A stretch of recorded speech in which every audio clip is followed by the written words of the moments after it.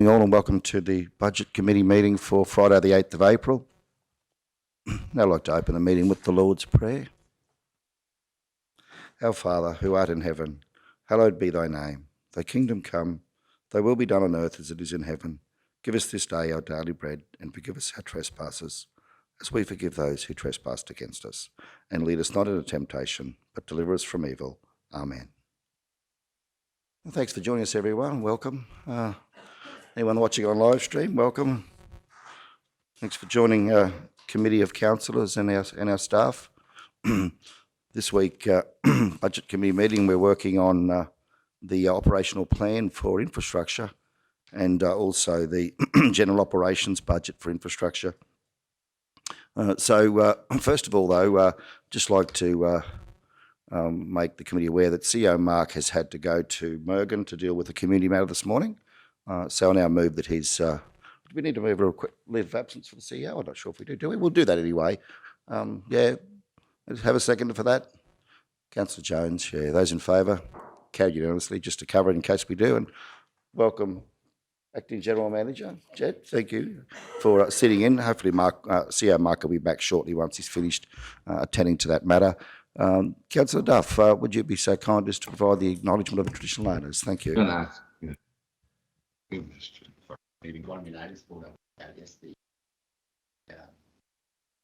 you, Mr. Mayor. I'd like to acknowledge country and the land where we meet this morning, the Waka Waka land, and acknowledge the elders, both past, present and emerging. Thank you, Mr. Mayor. Thanks, Councillor. Do the councillors wish to express concerns in relation to any conflict of interest matters? Today's agenda? And I said, no. It was about 36 hours of airbrushing that needs to No, okay. I think we got someone that might need to go on mute. It's all fucking clay. Does anyone recognise that laugh? But did you see that other thing? Lowy. For her fucking thing. Lowy, push your mute button. I think he's done that now. Wouldn't be. Don't worry, Tim. I've been caught doing that. I was in a just to start off on a lighthearted note. I was in a teleconference with the Premier one day with all the mayors, and there was this laughing and joking in the background. Then the dog started barking and carrying on, and we could all hear it. And lo and behold, it was Paul Mayor Antonio. He was at home working. So good, yeah. Easy to get caught out. Okay, so the first item on the agenda is... oh, sorry, yes, Hook. Yeah, just like to bring to Chambers' attention in further conversation, no doubt, but item 6.22 in the wild dog scalp payments. Just let it be known to the Chambers that I'm a member of the Untitled Wild Dog Trapping Syndicate for further reference. Thank you.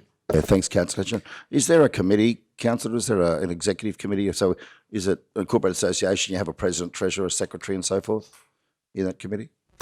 No, there is no... sorry, there's a committee, but I'm not on any of the committee in any position. Yeah, I relinquished that some years ago. You did? Oh, good. Thank you. Yeah, so I just want to clarify for everybody that Councillor Henson has just made us aware of that he is a member of the Iron Pot Wild Dog Syndicate, but he's not on, he doesn't hold an office holder's position on the management committee. So as such, under the legislation, that does not constitute a conflict of interest. So you're welcome to stay, but thanks for letting us know. We will duly note that if we could in the minutes. Thanks, Bree. Okay, so we've got the minutes of the previous meeting held on the 1st of April on the agenda here today. It's recommended that the minutes of that committee meeting held on the 1st of April 22 be received.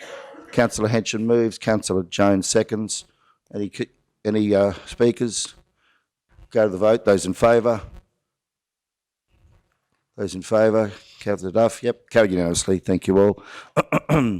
Okay, the first item, 6.1, is the draft operational plan for infrastructure. And the recommendation is that the committee recommends to Council that the draft South Burnett Regional Council Operational Plan 22-23 for infrastructure be approved for inclusion in the operational plan development process for 22-23. Do we have a mover? Councillor Potter, second Councillor Duff. Speakers? Just for the benefit of the community, Council, the committee, as part of our normal process, worked through this at a workshop on Monday. We raised a number of matters there which will be attended to, but the draft document is will be rolled up into a draft operational plan, and council will have another opportunity to look through that when that's adopted in coming months. And of course, we're doing our best to make sure that the budget stems or flows from those operational plans. Okay, well, we'll go to the vote. Those in favour? Carried unanimously. Thank you all.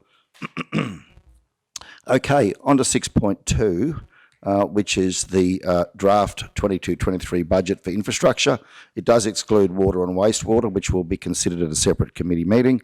And the process here is to receive this proposed budget that we have in front of us today, opportunity to make changes, and that at the end of the meeting, whatever is received will provide guidance for inclusion in the finalisation of or the preparation of the full South Bennett Regional Council budget. So whatever we do today, there will still be scope to change that into the future. On the 13th of June, we'll be having a meeting where we'll look at the whole budget and consider this in that context at that point in time. But today is part of the building blocks of getting us to that point. So, Council, just in terms, committee, just in terms of the discussions we had on Monday's meeting, in relation to the salaries and wages components of the budget today, I think there was an appetite in the committee to not probably progress too much in that space at this stage until we see the whole budget and get the full context around that before we start making any decisions in relation to any changes to budgets on salaries and wages. Are you happy to do that, to go with that, as we discussed on Monday, and we'll just consider the materials and services and plant charges elements today?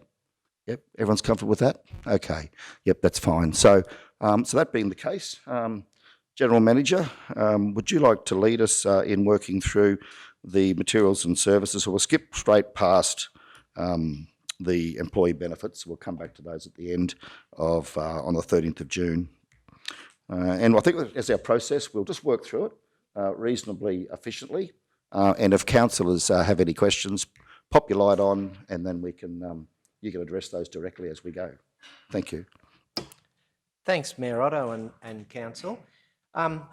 We had a really good opportunity on Monday in workshop to take you through, I suppose, the basis or the philosophy behind the budget. Being a heavy asset department of council, the management of our budgets, be it water, wastewater or infrastructure, is at a network level. So, and I think I'd said that a number of times on Monday, and I suppose I start with that statement again. As our seasons and our conditions change, we need to be able to respond through the year. If we get, periods of extended wet weather, we see our maintenance in roads go up. We might have to, put more effort in drainage activities, etc. So we very much do have fluid, I suppose, expenditure within that program, that infrastructure program, but we always are constrained, of course, by our bottom line figure. So probably commencing with the comprehensive comprehensive income statement is really the overarching place to start. So our budget last year was at 20.4 million at a high level. I think it is on, James. It's hiding. And we're proposing a budget which is in your agenda at 21.098. So that represents about a 3% overall increase, and that 3% is completely within the materials and services area when you're looking at a high level. We have aimed to maintain current service levels, so those things that you're used to in relationship to how many times we grade a road, what our service levels are, we're aiming to maintain. We've got a 3.5% carry figure on materials, which has been applied across our base material budget lines. But of course, you see our expenditure as we go through today depart greatly from a pro rata type expenditure. And Kevin presented some graphs, which we have to show again today if you wish, which showed how we were exceeding our overall program expenditure for a number of months, and it would have needed correction. And then, of course, we had these emergency activities which completely took our focus away from capital delivery and operations and everything. So we're very much constrained by that program level budget, which we're proposing at about that 3% just based on materials. We will need to, across all of our activities, achieve significant efficiencies to meet that budget and to maintain our service level, Mayor, because we know that we're going to get material prices that exceed what we've allowed. So we've set ourselves an optimistic target, and we will have to work to the best of our ability to meet it and maintain our service levels. But that's our aim. That's what we're presenting to you as our proposal. So I think with that introduction, I have got my colleagues here. Just lost Donna at the moment. We will need her, but we might run through those items, jumping the ones that you directed me. So, and we've also got Kerry here to assist whenever I get lost. Kerry? Through you, Mr. Mayor, with regards to the 3.5 increase that you've got on that, I'm just concerned that there's going to be an issue, because we know that a lot of the items that are needed for construction and infrastructure have actually gone up by, some of them have gone up by 20%. So my concern is that we won't be able to, you can't do more with less when we're talking infrastructure. And I think that's my concern. So, and I think at that rate, are we even going to be able to keep up with the program that we've got? Through you, Mayor Otto. I think that discussion will be very central in our capital discussions coming forward, because we do less with more expense. In particular, in relation to operations, yes, we are impacted, but this is not unique to the infrastructure department. All departments, Susan's department, Peter's department, are all in the same boat in relation to escalating costs. But from the lead of council, we are presenting a budget which is constraining our costs. So we don't have a lot of choice.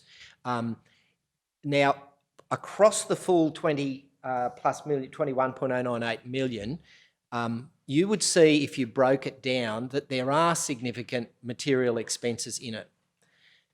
Some of those material expenses relate to inputs such as external fleet hires and such things, and Kerry will correct, just don't go like that if I'm wrong at any point. But some of those things we will not see the same level of increases that we're seeing, for example, in plastic pipe. We are seeing increase in fuel, as everyone knows. However, Susan's team are aiming to maintain current fleet charges, and we are budgeting on the same internal rates. So we are, as a whole of council, doing the best we can to squeak out the efficiencies that we can get. Yes, very conscious that we're suffering increases, but we've suffered a lot of increases so far, and we will have to do what we can to maintain those services within it. I don't think Kevin and James have an easy task. Even getting resources is another challenge. But I take your point, and I'm sure you're correct, and it is an optimistic. We're putting forward an optimistic target that'll stretch us, but that's how we will achieve council's aim in providing as efficient service as we can. So we're aiming to keep the same service. That's our intent, and it will be a struggle. Mayor, then if I just continue through, perhaps we might look at that. Now, I'm not sure how you'd like to look at it, but I'd be happy even if we wanted to discuss, say in the we have got Donna back here, so we're in the we're starting off with 1048.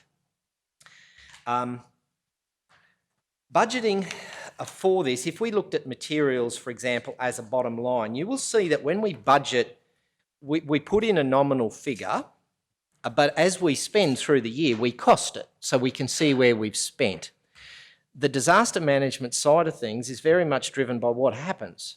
It would be imprudent for us to not put anything, but of course, there's a lot of expenditure will hit that when we don't exactly know at the beginning of the year whether we'll have an event or not. So I don't know whether you'd like to do line by line in materials. It's what happens through the year, so it's totally up to you. So if you wished, you could see there that we made a budget in our original budget last year, sitting at 62,480. And what we've done then in the current year, based on our expenditure of year to date of 84.7, is we've allowed a 93,224 in materials. Now, the biggest components of that, Donna, relate to two fixed components with Guardian. And if I'm correct, that's probably about 50% of it in one go. Now, we're going to expend that anyway. The vast majority of councils in Queensland use the Guardian system. It's a really robust system, and officers would be recommending that we just have to do that component of it. So, Donna, could I ask you to address those couple, please? Okay. All right, thank you. So we'll start at the top, the revenue that comes in. So each year we get our Get Ready funding, which is based on population. So all organisations get a certain amount given to them from Queensland Reconstruction Authority, and that's to spend around community preparedness and education. The next one is the SES grant QFIS contribution. So we obviously look after SES, and this is their contribution towards those fees. So going down to, are we doing salaries and wages? You're not, Kerry? No? Okay, cool. All right. So last year you'll see that we did a bulk figure of 62,480. This year I have tried to, for the proposed budget, we've actually split that out over all the different resource codes.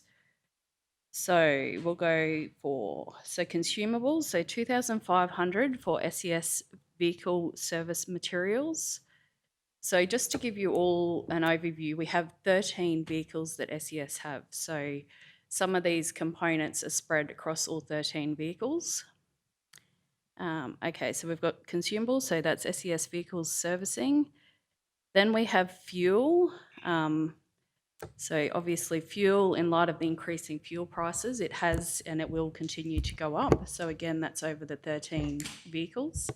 Sorry. Through you, Mr. Mayor. I just wanted to address the vehicle situation just as an overall. I just wanted to flag it because, like, I think we're talking about looking at the wages overall. I think we also need to look at the vehicles overall. So I don't know when to raise it, whether it's now or later on. But I just think that with the white fleet, we started out with 100, around 120, and then we went back to 100. And I think I'd like to see us look at what we can do with reducing fleet. So how do yeah. So through you, Mr. Mayor, a bit of clarification on that. Only 3 of them are council-owned vehicles. So the rest are all state-owned. So they're all QFIS SES vehicles. Yeah, but we still maintain, sorry. Yeah, so yeah. No, just around that part, but yeah, around the rest of the fleet. I was more talking about overall. So when do we look at that? I think we've done the plant and fleet budget, haven't we? So is there anything programmed in the deliberations in any of these committee meetings moving forward to consider white fleet independently at this stage? Do we know, Susan? Have we got anything booked in across the organisation? Yes, through you, Mr. Mayor. We have done the capital budget for plant and fleet that will come back to council for consideration as far as replacement vehicles and where council might want to manoeuvre some different aspects around. We have presented the operational plant and fleet budget to council previously. Just wondering, General Manager, whether we could consider that when we look at our capital budget. when we look at our capital budget, will we be looking at fleet component, plant and fleet component of capital? Yes, Because yes. we're doing capital towards the end, aren't we? So Yes, we are. could we perhaps look at plant and fleet within that capital? And if we, yes, so if we're looking at plant and fleet within that capital, can we actually, as a subset of that, have a really drill down into the detail on the white fleet again? Absolutely, As councillor is Mr. expressing? Mayor. Council. Just to answer councillor's question as a process. Yes. Yeah. Yes, that's fine. With council now adopting the formal structure, we now have a manager of plant and fleet. So we will go and revisit that as part of the budget negotiations as well. Even though we have presented it, we'll go and review that with the new manager now. So councillor Duff, are you happy if we just, when we get to the capital budget, we'll have a detailed look at white fleet as part of looking into the capital budget as to whether or not we will replace vehicles, whether we will look to reduce vehicles or otherwise? Are you happy if we do it as part of that process? Thank you, Mr Mayor, but it will affect all this operational budget because that's where we want to make the savings. And like when we're talking about fuel and all of those things, it needs to be reflected in all of these. If we're going to make reductions through the capital process, how does that then, do you just go back and then take it off all these other ones, or how's that going to look? Yeah, so I'll answer that. Thanks, GM Jed. So, yes, so the process would be where we'll actually do the capital budget and we won't actually wrap up the OPEX budget, Kerry, as I understand it. So that capital budget will be done before the 13th of June. The OPEX budget, the holistic OPEX budget for the entire organisation will be presented on the 13th of June. So there will be an opportunity then to actually review the capital components of the fleet, white fleet, as well as the operational costs of that white fleet at that CapEx budget meeting. And that can then inform the formulation of the holistic budget for council, which we can then consider on the 13th of June. So then if for example, council has an appetite for considering, as you're inferring, a reduction to white fleet, that could be considered when we look at the holistic budget on the 13th of June. Does that answer your question? So there will still be time and scope to do that, Kerry. Please correct me if I'm wrong, but that's my understanding of our process, yeah. Yes, no, that's correct, Mr Mayor. Yeah.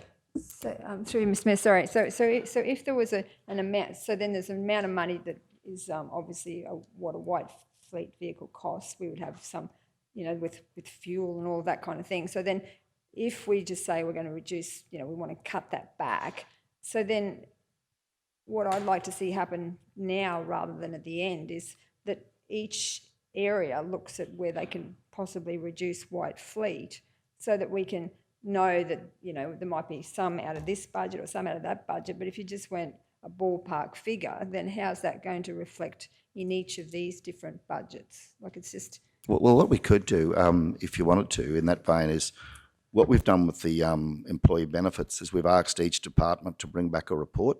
And you'll see that that's actually a recommendation to today's meeting further down the agenda.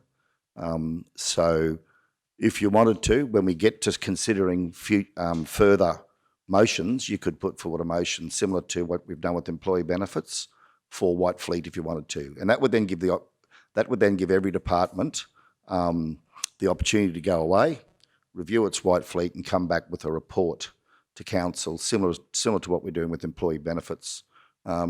Is that something you'd like to consider? So, yes, Mr Mayor, I think that that's a better process because I just think otherwise it's just going to be like, how can we just go, pick 10 or 20 vehicles? Like I'd like to see them, each different area, just really drill down and work out whether or not they could, not have to have quite so many. So, yeah, so when would I move that motion? But that'll be done later in the meeting today. Thank you, Mr Mayor. Thank you. Yeah, General Manager Sorry, Jarvis, thank you. Thank you, Mr Mayor, through you.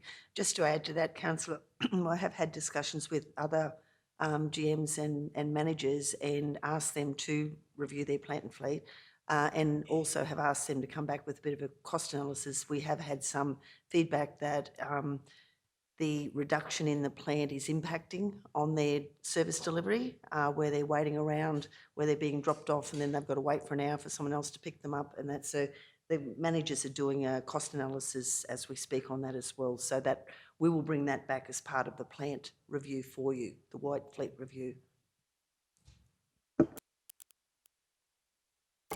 Thank you, General Manager. Yeah, thanks, Councillor. Okay, back to you, Jed. Thanks, Mayor Otto.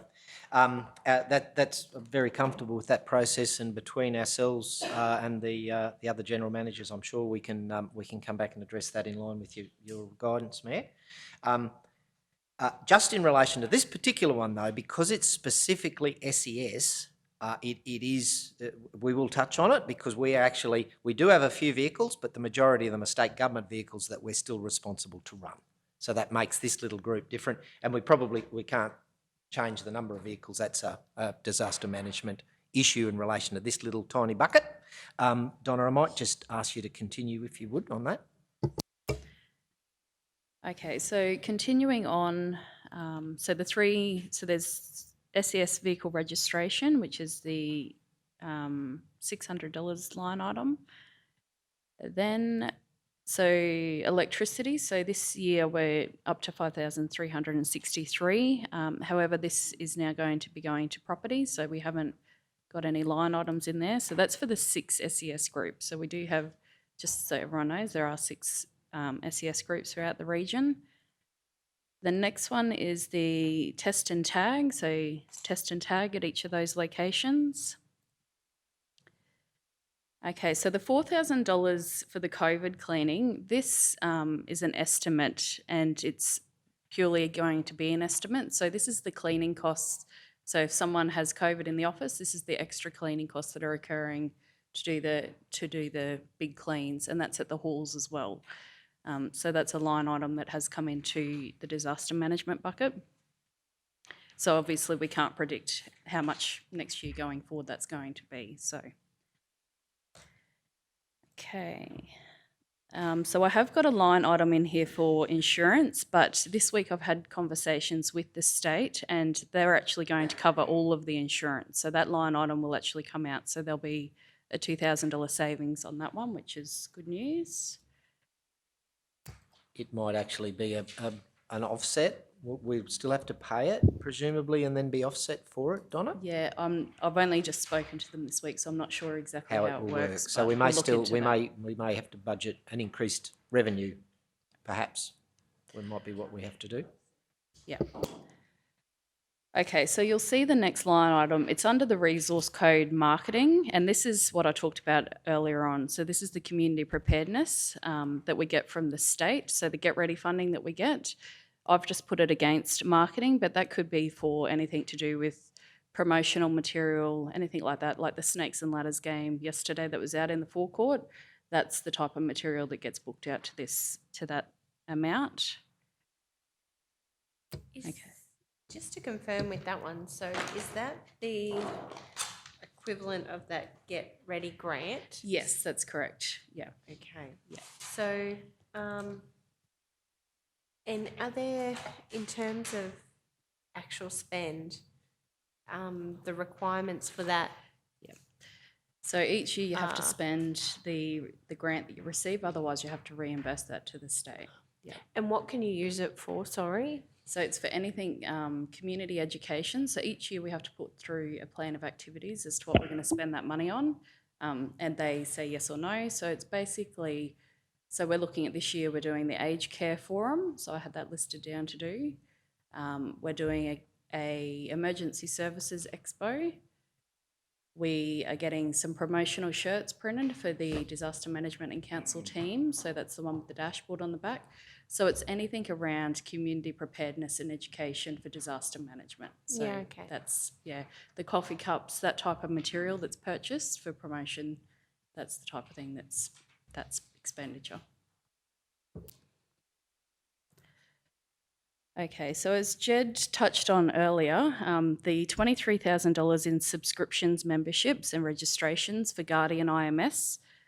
So this is the yearly, so we pay 2 fees for this. We pay a yearly subscription, and then further down you'll see that there's actually a monthly Guardian IMS and dashboard hosting fee. So those 2 line items are the big chunk of this budget, and out of the, just to touch on that a little bit more, so out of the 76 councils. I think that's right. There's 65 of them that now run through Guardian IMS. So it's actually a platform that we have police, Queensland Fire and Emergency Service, SES, everyone logs into it during a disaster. And that's the platform that we use here at council. So that is just a bit more information around that one. So the next one is our stationery for SES. So we provide stationery for the 6 SES groups in the region. The next one for catering, $500. So this is for meals for SES volunteers when they turn out to emergencies. And obviously there's some requirements around that, like, if they've been out for longer than 5 or 6 hours or things like that, then obviously we look at, providing them with food and things. And this is also for training nights. If they have a few training nights through the year, we just provide a bit of afternoon tea for them. So that's what that is. And the 750 for SES. So again, that covers for tea, coffee, bottled water. So we provide all their water each year to take out to responses when they're called out from police or the fireys. So the next one down is the 23,000 for the hosting the monthly fee, with the monthly fee of 1,915. Okay. Sorry, just with Kirsten. that Guardian program, so that's significant investment in software, and I understand it's important, so I'm not challenging that. Yeah. But just we've already got quite a significant investment in software through our IT budget. So just want to confirm that this isn't doubling up with the IT budget. No, this is separate.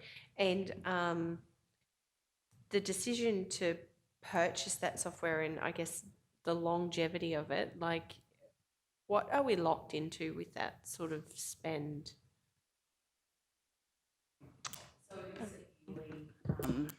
So basically it's a year, they give training, so they come out and give us training, they do tech support, so during disasters if we need help with people logging in, anything like that, they provide remote assistance as well. So we attend a Guardian conference, all the councils attend, but they provide the training, so they come out and do 2 days training to whoever we need to be trained, plus the operational support around that as well. So, but it is just a yearly ongoing fee.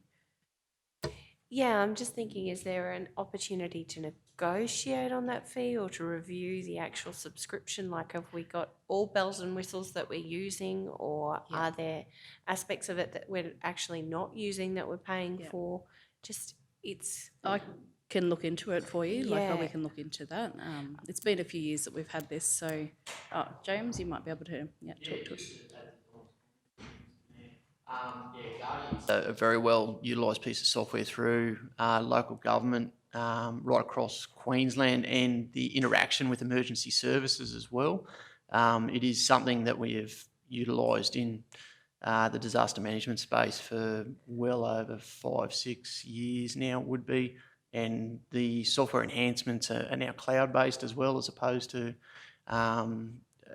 personal desktop arrangements that we historically have had. So it is something that we do have heavy engagement with them, as well as with the disaster management industry in general, such that we do get the supply engagement into the actual user and the facilitation of that in times of when you need, and the ability to do it remotely has been really a good advancement in that particular sector, because we all know that when disasters occur, you've only probably got about half the resources to facilitate a response. So that mobility allows us to have a higher level of engagement and response. I completely understand that. I'm not challenging that, and that's not my question. Like, I absolutely understand and respect that we need software like this for times of need, and we need to be able to have external engagement and support to deliver on that. But we have an extensive spend in our IT bucket already, and we have IT support and all of those functions internally. And I thought through the discussions we were having, we were actually trying to bring all of our software and everything into one package, so it was actually managed across the organisation. and so that reviews of software occur, because I completely appreciate that we signed up 6 or 7 years ago and a lot of things have changed through that time. But what we're seeing with council's spend on software is over that time, the cost of actually maintaining it is increasing as well. And I think it's very important. I absolutely agree it's doing a job. I'm not challenging that. But what I'm challenging is, are we getting best value out of that $46,000 spend each year? Because I completely appreciate when we have a disaster, we've had 3 this year, it's an important software to have, but $46,000 spend annually is quite a lot. Can we review the contract and the subscription and make sure we're getting best value out of that? There are often times when you'll buy software, and I've done this in my own business, and you sign up for things that you're not actually using. So I completely get that it's great software. I'm not asking that question. I'm just asking, it's a $46,000 spend. Can we make sure we're getting value for money out of it? And review the subscription. Mayor Otto, we'll take that. What I'd suggest that we do in relationship to it, we will go through and review that pricing structure. My understanding is actually based on our council ranking, where you pay based on your size, and it's a whole of local government thing. However, to ensure that we resolve it and we get best value for money, we will go back and ask that question so we can present you the details, and we will change that budget item to the best outcome subsequently for presentation to you when you consider the whole budget. So we will, if we can get a better outcome with that and there's options to us, we will do so and amend the budget accordingly with those figures if that's appropriate, Mayor. I suspect it's our size that drives the price, but we will absolutely confirm that and modify that figure to what the answer is as we go.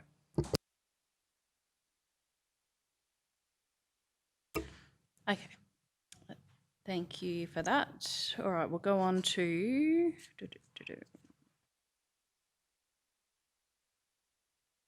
down to contract. Oh, so contractors.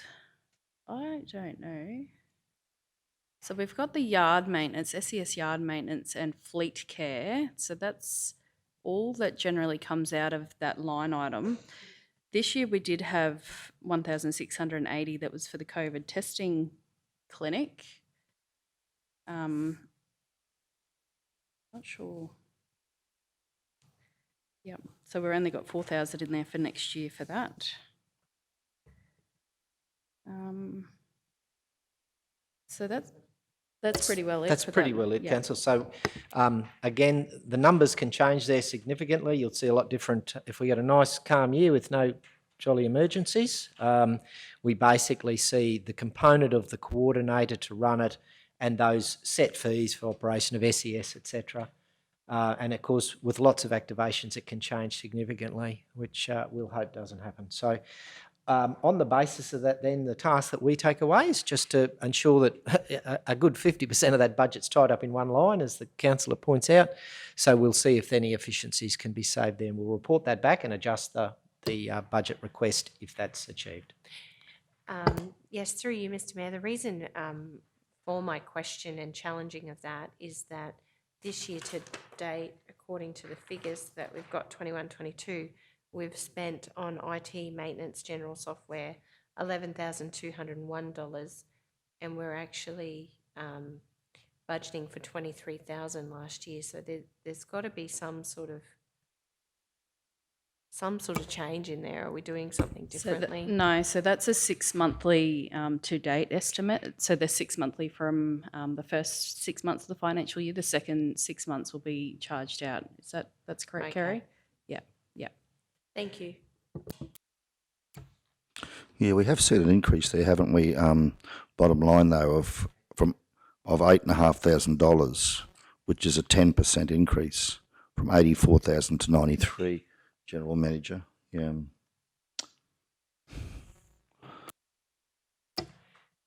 And a lot of that comes back to the assumptions we've made in relationship to that other half, that more discretionary half. So there are some numbers in there. If council wished us to go back through and to try and get that 8.5 back to back to closer to a 3%, as we've aimed across the board, we can attempt to do that if you wish. Our expenditure against those really depends on whether we have a event or not. It's a bit hard to know what to allow for, so happy to take your lead there if you'd like it to be sitting around that 3. We'll presume that we're going to have a little bit less activity and can go that way, but it will be against the discretionary items because we still have to maintain SES and we've still got to have Guardian software, whatever it lands at. So we just wanted to be, I suppose, reasonable in what we thought we were putting forward on that one. But it is, as you say, they all add up. So through you, Mr Mayor, I'm keen to see that happen. If you can bring it back, I'd be keen to go for the 3%. Okay, well, we'll go back through basically those material items and we'll be presuming that we have less activity.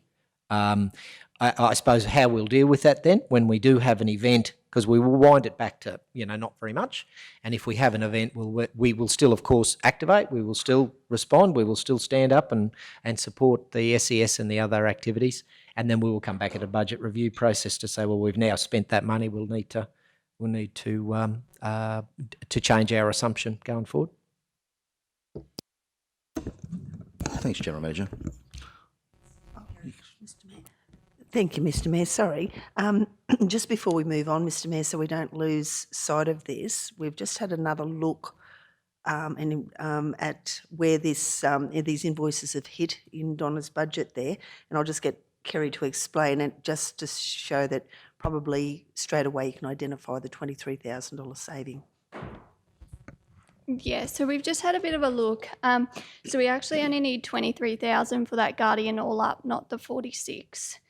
So what's happened is the yearly bill has hit up in subscriptions, but half of that has to come out and go into the prepayments for the end of the year. And so what happens is currently is that the yearly bills, the monthly fee that's coming across is hitting down in that IT software maintenance. So we don't need the 46, only 23.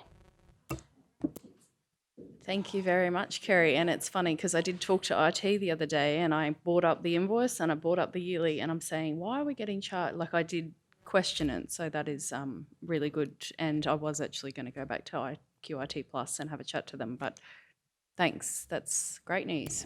Thank you, Kerry. Well done. Yeah, that's excellent. I think we owe Kerry a cup of coffee because that was probably the easiest saving we're going to make all day. That's great news. Through you, Mr Mayor, I think that's a great saving and thank you very much. But when it comes to certain things with the SES, these are unpaid volunteers that work in our community, and I would definitely not like to cut back on meals or stationery or, their tea and coffee, because these are men and women that do this because they care. So I would certainly, if we're going to relook at the budget, be very, very careful. Otherwise, we'll end up losing them. Thanks, Mayor. That's very noted, and like some of the other things, Councillor Potter, that is spot on. When there's, sometimes the SES turn out and they are part of other emergency services, so we don't end up with fees for meals and other things. But when we do, I certainly agree with your sentiment that we must make sure that we take care of those volunteers as we do right across council's operations because they're vital. Mayor, if we're moving on then into, we'll move into infrastructure management. We will jump the employee benefits at your preference. That first line, if I remember rightly, it relates to reimbursement of offset development charges. Now we haven't seen large expenditure there, and we're not budgeting anything. So at this point in time, I believe council may still have a positive view towards that, but we haven't included a budget line there for that. Jumping down to materials, this relates to, I suppose, at a departmental level, a breakup of expenditure that we have, so that's not specifically identified. You'll see again we've not been sure where we've budgeted, but we've broken it down across expenditure, or costed it across a number of expenditure lines during the year. So we've used those, and with Donna's assistance, we'll just touch on a couple of the sorts of things that we look after. We do have some minor office-based expenses, but we also have a few workforce type expenses. So we have an odd breakfast where we bring crews together. Now, we use that for numerous reasons. The examples are we might use it in a positive way to present awards. Quite often we might use something like that as initiative related to work health and safety. So there's a little bit of expense there, but it's really it's really organisation wide. So we'll have support from the safety guys, and often other managers across council assist us in whatever the purpose is. So there is an expenditure line across those things that we've historically done. We've tried to be pretty moderate in relationship to that, as you can see, but open to further discussion. Did you have anything on it, Donna, that I haven't mentioned? No, I think that was it, Jen. You've covered it off. So, and that's the SES. Sorry, got SES in my brain. The 10-year service awards as well that we hold across the organisation. That's what some of those barbecues are for as well. Okay, just on that. So, year to date, General Manager, we've spent just under 1,500 on those two lines, catering and catering for staff amenities. But we've got a budget in there of 4,500. So what would be the implications of us taking out that $3,000 and just having $1,500 for the year for barbecues and breakfasts? I can probably just touch on that. So we haven't actually had this year due to COVID. We haven't had a lot of those barbecues or staff rewards. So that's probably the difference that you're probably seeing in the year-to-date expenditure. I just wanted to point that out. And is that something, though, that Mr. CEO leads? I know that the award days that I've been to have been led by the CEO with the 10s and the 5 10s and 20s and 30s and 40s. That would be run out of his office and budget. Does he lead it? Absolutely. I know we go to the RSL for lunches and things sometimes for people and have awards, but is this a duplication of what the CEO does for the staff awards? Are we having an extra barbecue and a breakfast, or is this just open question? It is led by the CEO, certainly, and we usually have multiple departments attend, particularly parks. And infrastructure attend. And we tend to do breakfasts with this. So this is a budget line that, because we have larger infrastructure groups in the different places, we'll have a breakfast at Nanango, for example. Definitely the CEO will come, often safety people. We use it as an opportunity to talk to the workforce about all sorts of things. So I think the CEO may have addressed the staff even about changes and different things at a recent one. So we have all the works guys there. This is really heavily related to the field. Probably it's a bit of an this issue. isn't in the exec services or people and culture budget, which is, I would have thought that's where it should sit, in people and culture. If it's across parks and P&C, would that not be? We have probably incurred this expenditure. It started off as an infrastructure divisional barbecue a couple of years ago, and so we started it, and then basically because now we've started including parks and gardens and fleet and the other outside field staff, so we've continued to take that on, and we have been paying for that out of our budget rather than out of exec or P&C. So. Yeah, I just wonder whether we should consolidate that and run it all through P&C as an organisational approach to staff recognition, rather than otherwise every department's going to be running their own. Would it be nice if we can bring people together and recognise all employees at different times from different departments together in one event? Mayor, I think that actually is happening. I think you're correct, and I don't object to your. It's a philosophy council's had to try and make sure that we provide our IT in a certain area and we can manage the whole thing rather than duplicate it. I have no concern about that. I have a concern about the CEO getting a hold of me if I agree to putting this in his budget without it being reflected there.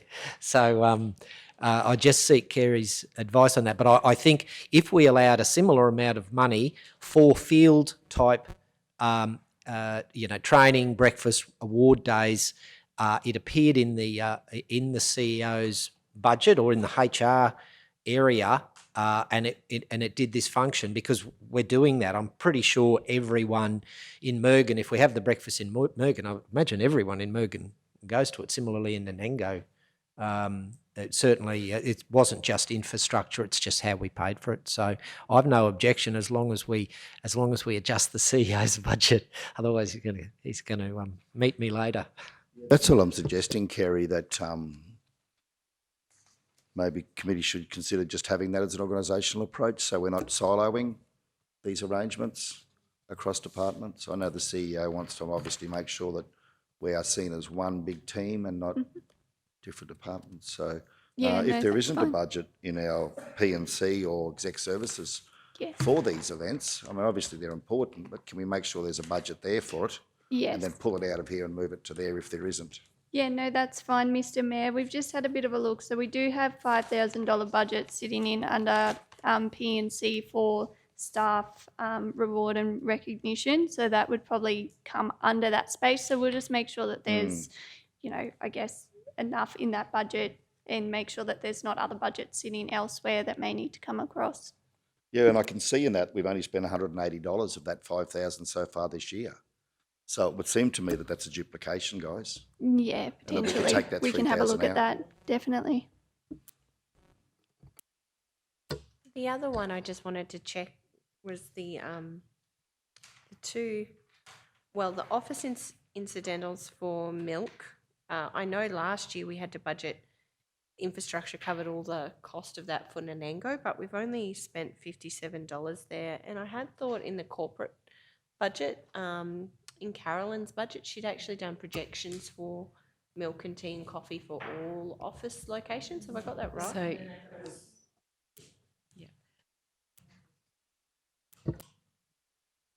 So, so you're, There we go. you're right, I'll talk after. Sorry, through you, Ms Mayor. No, that was only for Kingaroy councillor. Yes, traditionally Nanango have always paid for their own tea and coffee. And yes. yeah, further to that, thank you, Susan. Further to that, you'll see up on the wages, I'm not sure why, but it's been booked to a staff requirements up the top for 650. And then part of under materials and consumables, 560. So they've actually been broken up into different resource codes. I've just pulled them back down under the one line item for next year's budget. So. And it was just my thinking with those InDesign licenses as well. Should they be reflected in the IT budget or? Sorry, through you, Mr Mayor. I'm unsure what these ones are, councillor, but I'm sure, Donna, you might be able to elaborate what they are. Yeah, Thank you. so this is for two of our admin team. They've got InDesign licenses, so that gives them the opportunity to be able to do up flyers, fact sheets for community consultation, just to take a bit of that off the media role. So basically that's what exec services utilise through media, but it helps if our team can create them in the right design and then flick it to them for approval. So that's where those two InDesign licenses come from. So yeah, and I agree about I'm not challenging that or their use. Like, I think that's really great that you've got team members trained up and able to do that. I'm a huge InDesign fan myself, and I know how incredible the software is, but just want to make sure we're not, if we're agreeing, if you're buying licenses in IT, I know exec have an InDesign license, so are we getting best value out of having yours over here and theirs over there? Should we not consolidate them? I think that's what I got out of the IT budget discussions that we were having, was we were trying to stop buying ad hoc software and having different departments maintaining it, because there's got to be that level of oversight, and try to make the IT department own those licenses and renewals and get best value for council. And just, I agree, Kirsty, I do believe that is a good idea. And just to let you know, they do maintain, so IT do maintain those two licenses. It's just that this year it's had to come out of our budget to pay for that. So, but we will definitely work with IT to consolidate those ones. Thanks, Mayor. So there's a couple of items there. We did have a bottom line where we had an $8,700 saving on that one. So we've probably got a fair bit more, but we need to transfer those couple of items to their appropriate budget area. So it won't be a change to overall, but we have seen a year-on budget reduction there, which we're comfortable with. I'm sorry, Jeff, Thank you, ma'am. before you go on, and I'm surprised that my colleague, Councillor Duff, hasn't jumped on this one, as she normally does. Consultants, could you just explain the consultants line? Thanks, Jed. I just note there, because we've got 202,000 in the budget last year, but we've got 5 this year. So can you explain that to the committee? I think you can see the consultant sitting here, Mayor, in relationship to that, and that was a transfer of wages counterbalancing. So, and I think you know the outcome of the $5,000. So he won't be sitting here in a month's time. It was not originally budgeted. Aaron's wages offset it. I've been part-time in the role, and that's the expenditure across the year. It also relates to some specialist work that we would have at times. For example, if we were trying to get a hold of where our costs are moving from an industry perspective, we would use a John Gorman or someone like that at a high level to give us advice in relationship to that. Donna, there's probably a few others that sit in that same category, expenditure year to date, but it was certainly originally not budgeted. But we've had an offsetting against wages in the current year, not to be repeated in the coming financial year. I know we're not going to get into wages, but just because this does relate to consultants, so we had a consultant project managing the KTP, and then General Manager Meehan moved across to project manager. So Kerry, are we would have been charging that consultant's fees for project managing KTP to the KTP project previously, and so now when Aaron's moved across to project manage and fill those shoes, are Aaron's wages since then been charged to KTP, or are they Yes. are they hitting our OPEX? No, that's correct. It's been going into KTP. Okay, good. So one's in, one's out. Thank you. So then the $5,000, Donna. Just an explanation of that. So as Manager Jed just touched on, the allocation of professional peer review and advice on technical engineering issues. So that's if they need to go out to get feedback and review on any submissions that they might come up with. So maybe grants, things like that they need to get that extra bit of technical advice from peers. That's where they would go out to get that. That sit in terms of, I mean, I'm not an engineer, but how does that sit in terms of what happens in the industry? Is that absolutely essential that we have that peer review? Could that be done internally by other civil engineers?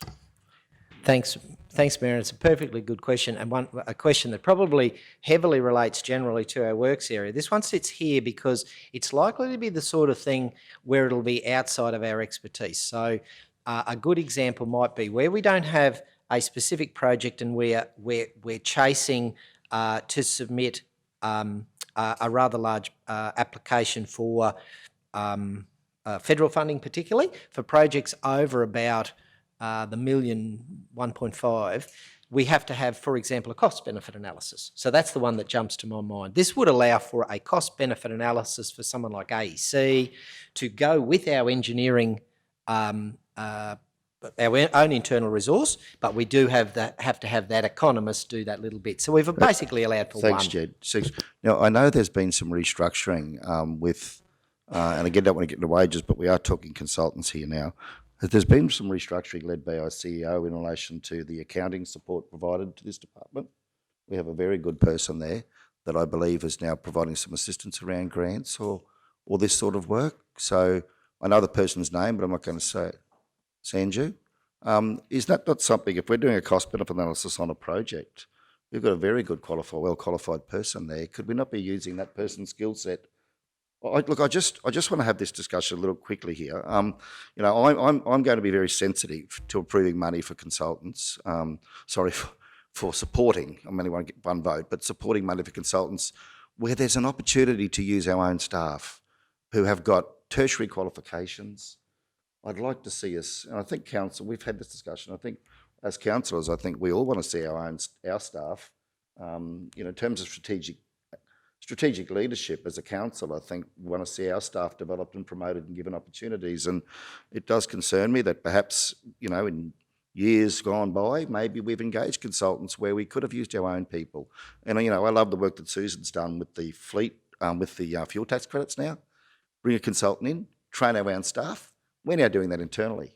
We're picking up an extra $100,000 in revenue a year by the work that Kerry and her team are doing because they've now got the skill set. I'd like to see us do that organisationally.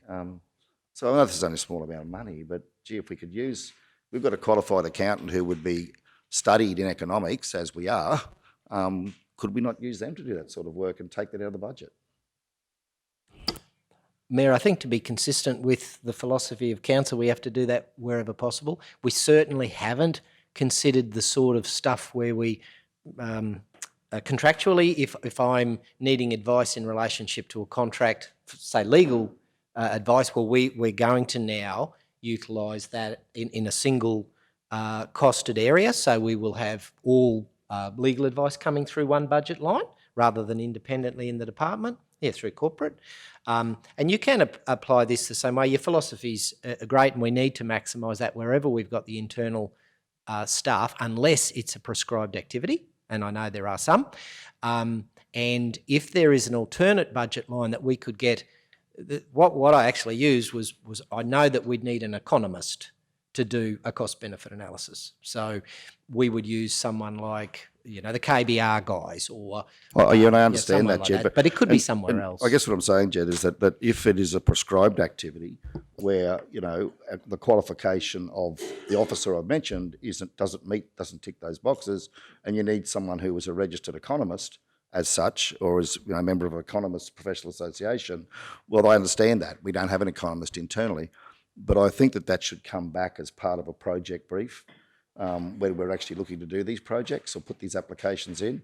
So council understands the cost of getting these projects shovel ready, rather than just allocating notional amounts in a budget that we can dip into as we feel the need to.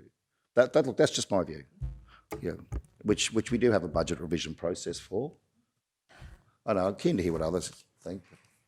I'm really keen on that idea of just utilising our staff wherever we can. I just wanted to ask a broad brush question. So last year we had the consultants and the contractors were in materials and services, and now this year this time you've identified them out. But then we're coming up with figures like year to date is 141,000 in this services one. So where in the whole, and you put 5,000 over there. So where is that other figure? And the same with I noticed all the way through, there's like year to date, there's big figures, but then and then there's zeros. Where are they in what you're budgeting for, the consultants and the contractors? Whereabouts in General Manager Meehan's budget are the consultants and the contractors? Yeah. So in the pink line, there's the 202,000. That'd be the current year's budget for 21-22. Yeah, is that? But you're for 5. So sorry. So what happened with the other money? Just that you'd normally go. So that's what I'm just asking. Is it we're not having any? So you decided to just go zero with that all consultants? Well, that's fantastic. We should be just doing star jumps. That's fantastic. There are parts of it, though, to be fair, Councillor Duff, that we've dealt with under Council's guidance and they reflect in other budgets. So legal, for example, once upon a time, that the legal advice that we would have in relationship to our major contracts when we need legal advice, we would budget for that, and you'd see it in infrastructure admin. But now, of course, we're budgeting to cover that at a corporate level. So some of those things appear in other budget areas that you've already considered. So not all of them are disappearing, but we've been hearing loud and clear Council's position on it. There are places later in our discussion today where you're not seeing us reflect that position, and we will be robust in relationship to those. But We've presented you with a budget that's about 3% year on year on the comprehensive income statement. That hasn't just happened. So we've tried very hard. But this minor amount, Mayor, of $5,000, it could be easily absorbed into one of the other areas. I'm sure if we need legal advice, we're going to get it. Thanks, Jed. Look, I'd put to the committee that we take that 5,000 out. I mean, it's a lot of money, but symbolically, I'd like to see us say that, we try and use our staff internally, and if you do need something because you're scoping up a project and there's a regulation that says you've got to get it signed off or reviewed, bring it back to council as part of the project costing.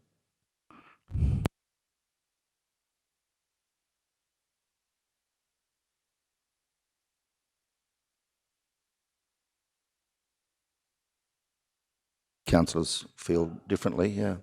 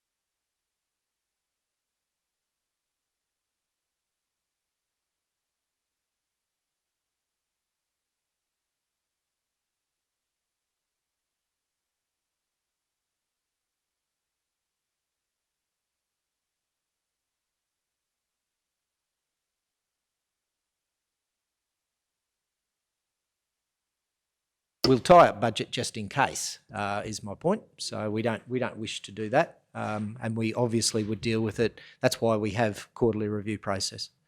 So just to confirm, so that $2 million of expense under natural disasters, that's what we've incurred over these last 3 activations, is that right? So all of the remedial works and things that we've done during this period has equated to that.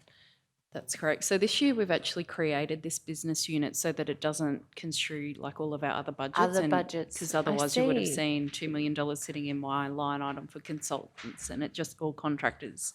And it's basically the emergent work phase that we've had, and that will be reimbursed through the QRA. Yeah. So Yeah, no, that's good to understand. Thank you.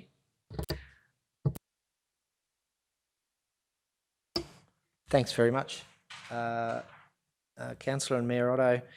That brings us probably to the end of that section. We've got those couple of relatively minor changes to make to that. A little bit of change in philosophy with the moving of, I'm on record, moving those items to the CEO's budget. Let's look after the boss. And we'll present that back to you, of course, in the June full budget, noting those other minor changes and that significant saving that Kerry brought up. So thank you very much for that. Mayor, that brings us to James's area, and we'll deal with that, I suppose, at an infrastructure planning level. Now we're actually got again a little bit under I believe a relatively modest increase there, but there are some pluses and some minuses and some of the same discussion. So James, I'll ask you if, with your permission, Mayor Otto, that James touches on those items so we can go through the same. We'll start in the materials area. James, if we just jump the employee side, there is an income in the private works, and that relates largely to the soil lab operation, mate. Thanks, Jed. Yeah, actually, in relation to the revenue, it is when we actually have someone engage us originally to go and facilitate some of the TMR works, and there's sometimes a bit of an ebb and flow on when we get that actual purchase order from them to money in, money out for it's a fee for service.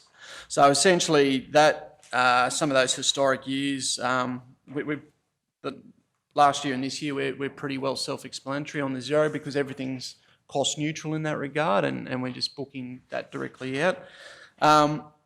As Jed mentioned, we'll look to brush over the employee side of things, working our way down into the materials section. Similar to what Donna mentioned before, I've sought to try and break this out to assist with clarity and trying to make it as simple as possible as to where we actually spend our money in the material space. So for us, it's around, our bread and butter is around standards and also access to necessary software packages to facilitate services. So we need to be aware of current progresses in technical advancements. So we do work within industries and having these subscriptions assists us in keeping across what is necessary. So $8,500 there we have in the IPWEAQ technical subscription. NAMS is the National Asset Management Scheme, and we've got the IIMM, which is the International Infrastructure Management Manual, and then we've got also some money associated with updating of Australian standards. So that is it's a bit like a quality assurance, like a series of quality assurance tasks, and keeping abreast of what is best practice in local government engineering circles. Moving down the page, we then have the $20,000 in the software license space. That is in our design section. So we have our 12D licenses, our CAD licenses. So 12D is our design software. CAD is our drafting software. The two do very different functions. They are not a duplication. One has to be exported in the other to make material presentable to the field officers to go and do their job, essentially. And then we've got drain software as well, which brings in a different element that is to do with stormwater drainage. It's one that is well known in the industry circles, and we use it on jobs that are relevant to the projects that we do from each year. So that is an annual subscription that we do in that regard, and we have one licence for that. It probably raises the same question, having had the discussion earlier in relationship to it. So happy to have that discussion, set guidance. These specific components are design specific, so that's probably why they were separate. So not everyone uses a 12D licence. You've actually got to have a specific skill set, and it's in a certain area. The management of that, I suppose, had been historically done that way because the design engineer completely can oversee that function and how many licenses you need. You might have 5 designers and have 3 different licenses at different sizes, because you can use a different licence for a different size. That level of finesse can only be done by someone who uses that licence. There'd be other examples of that in the organisation. So it's a philosophical discussion. Susan may have a view on it. It certainly could be included somewhere else in a single one, but you do need to have knowledge of what you use that particular bit for to understand how you can get value out of the licence. You can't do that globally. There's no one else using 12D, for example, or drains. Yeah, through you, Mr. Mayor, completely understand that. And once again, I thought we were sort of had this conversation about software. I know it may have traditionally been done that way, but the costs of across council of maintaining all of our software really do belong to the IT department, and I think they need to be consolidated in that department so that we can, when we go to budget every year, fully understand what we're budgeting for software and licenses across the business. And we talked about even into the future with Anthony, if there are software needs of the business, they will have to be directed through IT so that they can actually support in doing the cost, in ensuring that the software that we're buying is right for the system and it goes on the cloud and all of the processes that we've since put in place with our systems review. So that happy, by all means, completely understand that we need that software, that needs to happen, but would like to see, my view is IT owns all software for council, maintains all licenses and makes sure that we're getting best value from those licenses. Because not hiding, but having all these little buckets means that we're potentially budgeting for items that are already included, or we're not budgeting a reflective cost for that overhead for the council operations. Yeah, I'd have to support what Councillor Shoemaker's saying here, that council's moving in a direction where we're saying we want to take an organisational view of our software and our IT. And so looking at that from a grassroots perspective, our process now will be one whereby any software licenses will be fed through the IT department so they can make that proper analysis as to how that linkage is with the rest of the software. Are we buying the right products? We're seeing that holistic view of software management. So I'd support that strongly. That needs to move to IT so that the budget then reflects the policy position of council. Yeah. And then that can be then managed by the IT manager in consultation with the relevant manager. Would that be right, Susan? Would that be a sort of the path we're going down in terms of our process, as Sure, Councillor yes. Shoemaker said? Yeah. Yes, you are correct, Mr Mayor, that the policy council has adopted a policy where any purchase of software that is to be actioned by the IT department. And this way, like you're referring to, you are consolidating all of the licenses there, and it makes it easier to audit them and make sure we aren't doubling up. If we already have something, as you know, with our budget, we pay hundreds of thousands every year for IT licenses. It's a huge expense to council. It has to be managed. Based on what Councillor Shoemaker's raised there, Kerry, can we move that to IT? Any reason why we couldn't? Yeah, no, that's fine, Mr Mayor. Thanks very much, Mayor. No objection from us at all. That will be, we do need to reflect that additionally though again. I'm looking after my colleague because it will cost every bit of that 20,000. We haven't overestimated that in any way. So we'll need to reflect that.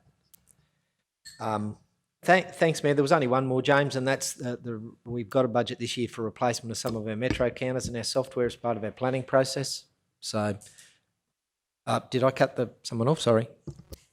I was just going to say it's no different to what we've done with electricity. We put electricity all into the same hat. We've done it, it should be done and well picked up. So makes perfect sense. Easy to understand, one bucket of money.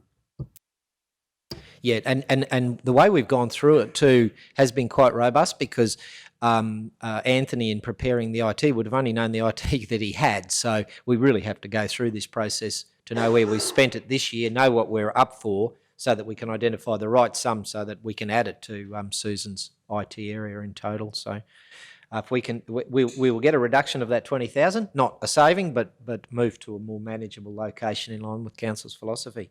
Traffic counters it's a replacement of minor items. They only last so long, and then the repair costs start exceeding their replacement value. So we've got 14,000 against the metro counters.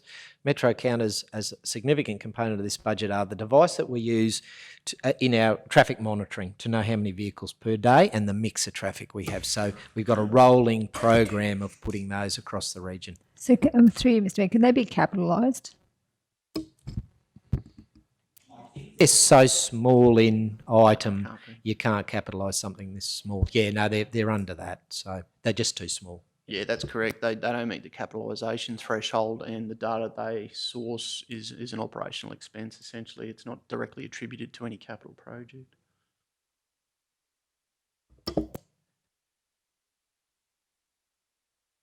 James, Yep. Back to you to continue if I could. So yeah, working down the page, we do have an allocation associated with plant usage as well, with the survey vehicle, the operations of that, the trailer and the traffic management associated with that. So seeking to continue that as part of that role. Just on that, I know we passed did we pass a resolution in council recently to fund, I think, didn't we? We're using some local guys to do that for us now because I think we lost a position there, or we lost a person. Is that going to be needed if we're using our those local businesses who tendered? Through you, Mr. Mayor, at this point in time, it's a vacancy that we are working towards. We don't have anyone in that position right now, so it's around we've put in a secondary backup position because of the vacancy around sourcing that privately. We haven't materialised any arrangement at this point around the survey not being a deliverable service of council. That hasn't been determined at this point in time. We have a secondary methodology on how to deliver that service. It hasn't been filled at this point, so we're still trying to work through that space. Yeah, it would be inconsistent of me to then suggest that we don't staff that internally after the conversation we just had about consultants. So we leave that there, and you're working on that. Thanks, James. Yeah. So you're working down the page. The next item is around the consultants and the space of what we have to do in the asset and the design elements for next financial year. This is in line with what was presented on Monday, but I will go through it again. The big item in amongst that for consideration today is around the comprehensive revaluations on the full suites of assets. So we don't have any feedback in relation to that from the Queensland Audit Office directly at this point in time. However, we were always having to do one for the transport asset class, but the observations of the industry of costs is where we're at because of the significant price rises of what we've observed over the last 6 months. This has triggered thresholds which needs us to be considering where we go with our Queensland Audit Office reporting requirements. So this is it's the big value that has been that takes up the lion's share. At this point in time, it's estimated to be around 180,000. With the transport component of that we were looking to do would be around the $80,000 mark in my opinion. And if it were not to be a comprehensive assessment, there would still need to be a desktop assessment. So we would still need in the vicinity, if the full suite of comprehensives isn't required, we would still need to look at about 12,000 of the remaining value should that comprehensive not be required for water, properties, parks and land. So, through Mr. Mayor, so 180 of that is you're talking about that assets, but I'm just talking about what about the other 200,000? Because I'm happy to continue. That's a huge figure, and as I mentioned before, you've got Wondai CBD there as a project planning. Sorry. Yeah, thank you. Yeah, because the question I asked before was last workshop was that we have 2 designers now, and when we first were amalgamated, we didn't have any designers. Now we've got 2, and yet we still get consultants in to do all of that sort of stuff, like the project planning and stuff like that with the Wondai CBD. And I'm just wondering why we can't utilise our existing planners, so designers. Yeah, through you, Mr. Mayor. Yeah, it comes back to a capacity and a capability discussion as well. You don't necessarily get design engineers to go and do Wondai CBD project concept plans. They will do an element of it, they don't do the full suite of it. We wouldn't necessarily go and get engineers to go and facilitate consultation processes. That's not really their skill set. At the end of the day, we do employ them to basically get into the detail of design. They do have a quantity of work that they need to still deliver on in the background, and these projects do take significant time. It can't be underestimated. And what we would look to do is to develop some of the concept plans, and that's where we need to work with, if we have capacity, and at this point in time it's not programmed to have any capacity because of what the 12-month look ahead is on our program. They don't have the capacity to do this job, so we need to find a resource, if it is in council's interest, to progress this application, to go and get a resource to commence that and get that up to a level to then work with the council on what we go out to the community with. There is elements that are purely not engineering related that we need input into, that project will seek to deliver on. It's something that is not necessarily a pure design element that can be delivered on by an internal resource at this point. Mayor, it might be... sorry, Mayor. Sorry. So, James, just exploring that a bit further. So, $80,000, and I understand what you're saying about, we're talking with a TMR corridor here, but project planning, consultation and concept design. So if that's not being done by an engineer, who are we paying the $80,000 to? So what qualifications, what people are we what sort of firms are we employing to do that work then?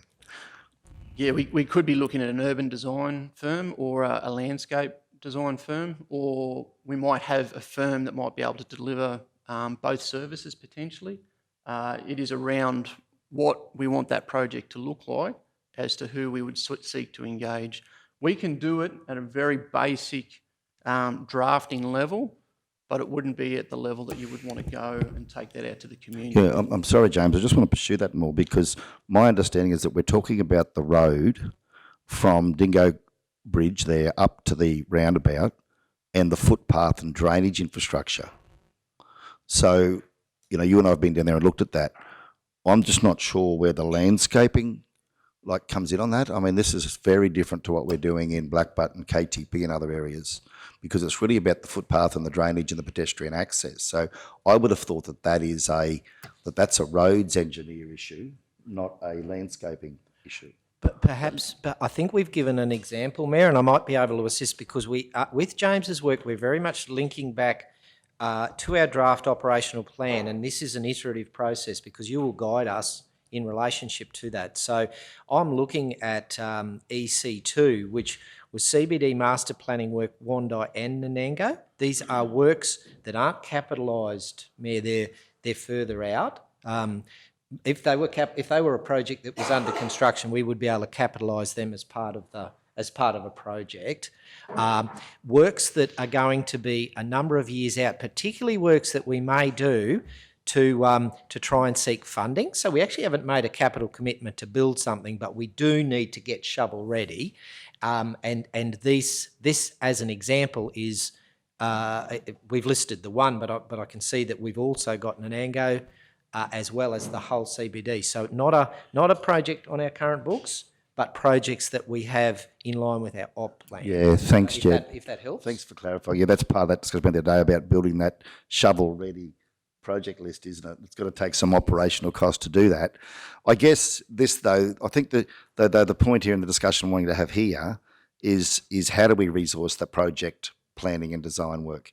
You know, again, do we continue to bring in consultants, or do we upskill, develop our own people so that they can do that work where they live in the community? You know, I mean, I'm not against growing our staffing numbers and reducing our consultants, to be perfectly honest. I don't think the number of staff we have is a good indicator of our productivity or success as a council.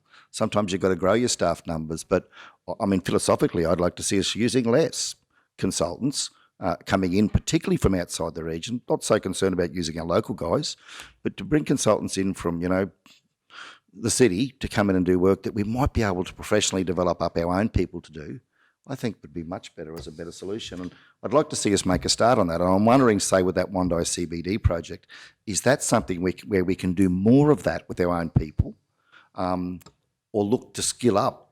You know, we've got a graduate, I think, haven't we? Who's been just doing some great work. Anyway, look, I'm not trying to head to do your job, but I'm just, again, to throw 80 grand at consultant for that, I don't know, I'd like to see us take a bit of a deeper look into how we are resourcing it, to be honest. Mayor, I think you make a great point, and you will see us wherever possible reinforcing the really good work that's been done over recent years by council with trainees and graduates. We're seeing, I think we spoke about it on Monday, how we're seeing our admin trainees going through into picking up permanent roles, and Mark's team through People and Culture certainly facilitates that to happen. So we specifically emphasise that. Oh yeah, thanks, Jed. Absolutely. And I know there's a lot of good work already happening. I can see that with our trainees and our graduates, and we're developing them up. But again, I come back to what finance have done. You know, we just didn't bring a consultant in every year to do our fuel cracks calculation. We actually got them to do it, and while they're here, we trained up our own staff. So then we can continue that. And I just think that's a win-win because we've now got staff who are feeling empowered. They've got better skills. They've been trained up. We're recognising and supporting and promoting them. And we don't need to get the consultant back next year. And I just think from a culture point of view and a cost point of view, that's a great thing. I would rather see us pay overtime to our own people to do it, or send them off to courses to improve their skills so we can develop our own people. You know, I'm not wanting to use this as a grandstanding opportunity. I'm happy to have this conversation offline, but, you know, can we look at a different strategy for delivering that, for example, rather than spending $80,000 a consultant who's probably going to come in, well, some of whom might be from outside our region. Mayor, almost certainly will be outside of our region in some cases, because I think in this particular area of James's, we might be looking at eight to 10 different skill sets, all making up that amount of money. So I know that this particular area we will get electrical engineering work. We certainly will get landscape and urban inputs to some of our designs, because we just need to get the best value out of our projects, particularly with CBD work. But on top of that, we'll all have specialist geology work. We'll have guys in that space. There are, I suppose, a whole array of structural engineering and other skill sets that, even if we do focus in our area, it's a bit like being a builder, isn't it? You're good at putting up frames and you specialise in it, but there'll be plasterers and tilers and other things that we really can't afford to have a landscape architect, or we really can't afford to have a structural engineer on staff. So there will always be those components. It might be best cost effective to use those specialist skill sets, which are often very senior skill sets, just for components of it. So I think this is the culmination of all of those things, whether in that planning phase. You will see that in project delivery too, of course, those specialist skills. But this is the one that really sticks out, because you can see it, because we're investing in that pipeline of future projects for funding, etc. So it's really up to council to consider. Chair. Sorry to interject, but I'm still not convinced. Look, I understand this one is a road and footpaths and drains. So again, absolutely fully understand. When we're starting to do projects like KGP and Blackbutt, and if we're doing a park like we are on Mergen, we're getting great value out of those guys, those external guys. Absolutely. We can't have that. We don't have that skill set, and it would be silly to have staff who are sitting around half the year waiting for projects to come along. But this Wandai project, to me, I don't know, I'd like us to explore that a bit further if we could, to have a look at, is this something we can get out of our OPEX? If we've got to pay to develop staff to do that project, I don't know, I'd just like us to have a closer look at this one so that we can start to be a little bit more, I suppose, we can consider these things a bit more carefully in future rather than just continuing down the path we always have. Of course. Is there a figure that council has in mind in relationship to it? I suppose No, Jed, I'd rather just you bring a report back so the council can consider it at a future budget meeting to say, well, what is the Wandai CBD project broadly, just a one-page report. What are we going to be doing there? So we all are on the same page as a council team. What are we doing there, and what specialists are we going to need and why? And that could simply come back to the 13 June meeting if you wanted to bring it back to then. I'd be happy with that. I'd just like some more information on this one, because from what I've seen of the project, I'm just not sure, and I might be wrong, where those other aspects are. So I just want to understand that better.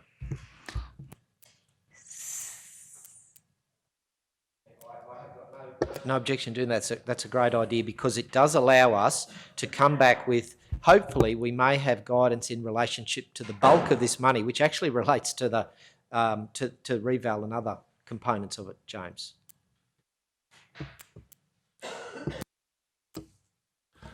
Yeah, thanks, Jed.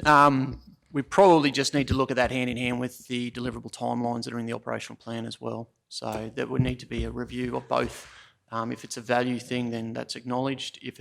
We just need to then probably modify the timeline associated with that at the same time. Thanks, James, and I'm sure council would be open to that discussion with you around what the expectations are on timeframes. Yeah, is there any indication at this stage as to when we're likely to know from the QAO if we're going to be forced to do a whole of organisation asset reval?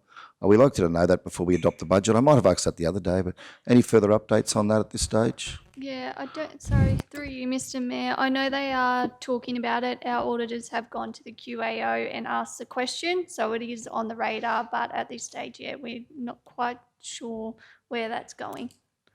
Thanks, Kerry. So just looking to extend on some of the other elements that are in that line. Sorry, I just want to ask through Mr. Mayor. Sorry. So if we're planning on doing the Wandai, the Edward Street, that area, so then I'm just lost as to why then we can't, if the consultants and all of that stuff, why can't we capitalise that? That component of it, because I thought I was of belief that we could do that if we were going to go straight ahead and do the project, that the whole fee for the consultants or whatever could be included in the capital budget. Yeah, that's when it comes to any sort of feasibility or operations or concepts or any sort of analysis where you haven't actually consolidated an outcome on where you progress a project to a design stage. Essentially, it's at that survey and design stage, detailed design, not concept design. That's the commencement of where you can actually attribute capital expense. Early on, where you do look at small amounts that are comparative against a total project value, there's something that are not attributable to capital, unfortunately. So you do need to do some due diligence in the background. It's around that risk analysis and management of what you need to do early on to then consolidate what option you look to proceed with. And then from there, you can actually commence capitalisation on that. James, this is a big issue for our council, isn't it? Because if we're wanting to build a shovel-ready list of projects into the future, we've got to make sure that we understand the concept design stuff. It can't be capitalised, has to be operationalised, and that's why, I don't know, Bundaberg have a big list and North Burnett and us don't, because we just haven't got the OPEX to do it. Kerry, is there something that, so what you're talking about, James and Kerry there, what then governs that? Is that an accounting standard, or is that a regulation, or where do we actually get to see those what's behind those determinations into the future? I know part of the rhetorics behind your capitalisation will be in those accounting standards as to what you're allowed to, or for what parts aren't allowed to be capitalised and what can be. I'm not sure if there's any other standards from your side that would govern any of that, but I'm pretty sure it would be mainly your accounting standards that govern that. And Kerry, might have been a question for you, Susan or Carolyn. You know, Councillor Shoemaker and I, we both sit on the Audit and Risk Committee. Is that something that we could raise at a committee meeting to have? You know, we've got some great external accountants on that committee now, some tremendous knowledge there from auditing. We've got the QAO on there, we've got KPMG on there, and those men and women on there are tremendously well versed in accounting standards. Could we raise this issue with them at the next meeting to be able to at least? Through you, Mr. Mayor, I just want us to make sure that we're informed. Add that to them. Yeah, thanks, Carol. I guess what I'm going is, I'd love to have our council better informed about what those accounting standards do say, so we can understand that. Yeah, thanks. So, thanks, Carolyn. Sorry.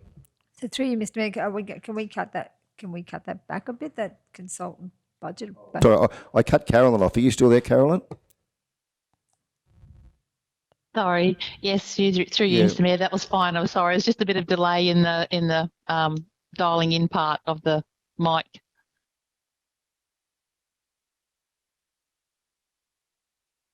Yeah, Karen, if you can hear us, if you could put that on the agenda for the next committee meeting, if that's okay, Mr. CEO, that'd be appreciated. Thanks, Shem. Sorry, Councillor Duff. Yeah. Sorry, Mr. Mayor. Yeah.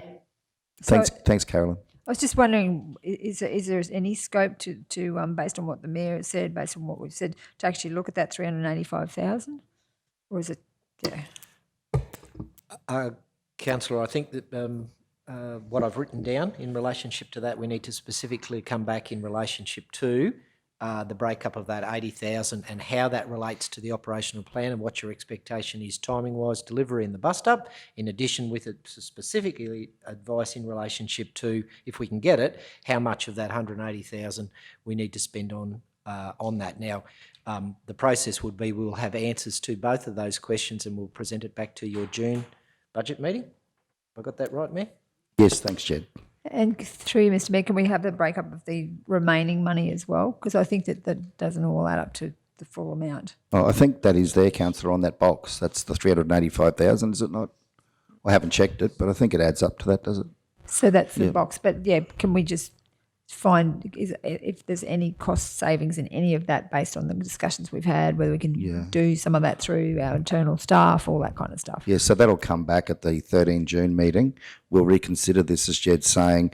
We'll have a deeper look into the 80K for Wandi and see whether we can do that in another way. And then I guess we'll see where we're at with the QAO on the asset revaluation by then too, Kerry, yeah, may not know more, but we can only do what we know. Yeah, thanks. You Yeah, happy so with that? just for council's awareness, this is around items that are beyond capacity right now. So it just comes down to a timeline discussion, that's all. Like if we want to push it out 12 months, then that's certainly at council's discretion.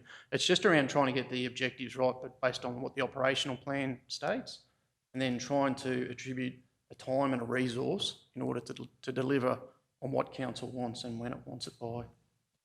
Just on that note, James, I think probably have to have have a deeper look into what our planning and design team are working on, because I know you've got a list of projects, haven't you, for 22, 23 that I think you've shared with us before. Maybe as part of that, we can have another look at that and go, okay, well, where are we applying our resources internally to which projects and what is priority, so the council can get some holistic context around that. Yeah, thanks, James. Yeah.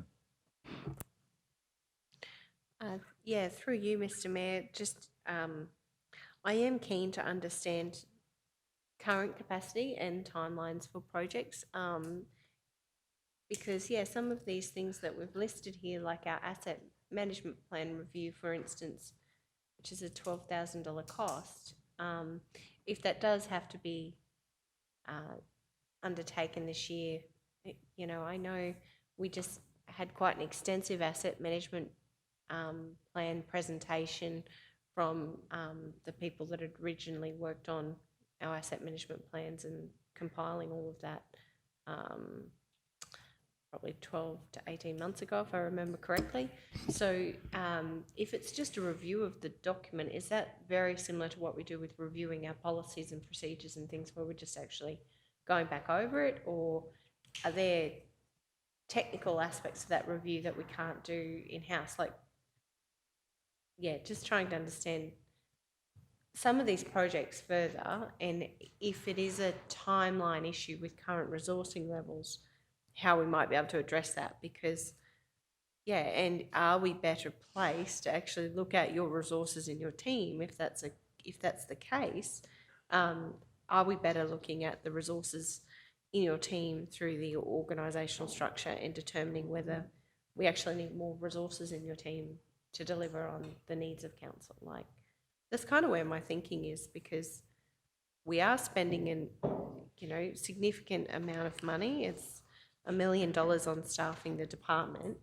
If we're not actually meeting the needs of our operation through that spend, then there's a problem there. And if we're trying to outsource those additional needs, and that's increasing another spend, through consultants, and I certainly appreciate we don't have a landscape architect or whatever on site, but are there opportunities? Do we need to look at the resourcing in your department to deliver on some of these projects?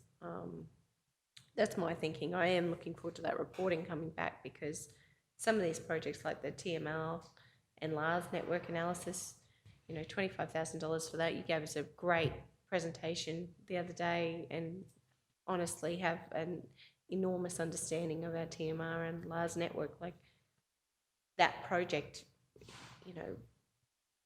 could we facilitate that inside?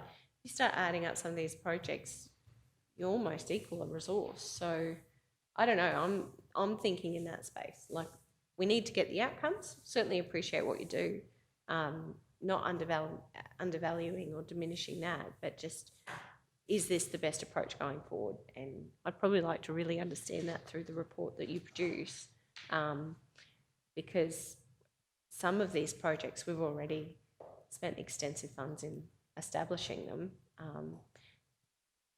Annual asset management plan reviews will be something I imagine we have to do every year at a cost of $12,000 every year.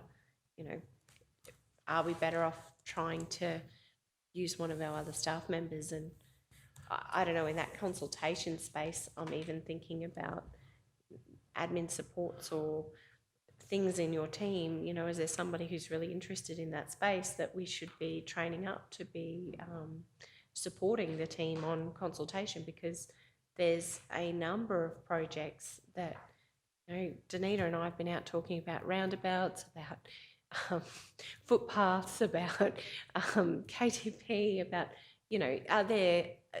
is there actually a need to take some of these project planning concepts and ideas, do we actually, in the infrastructure team, because you do the work that you do has such a giant disruption when you do undertake it, is there a need for an actual community relations officer in your team?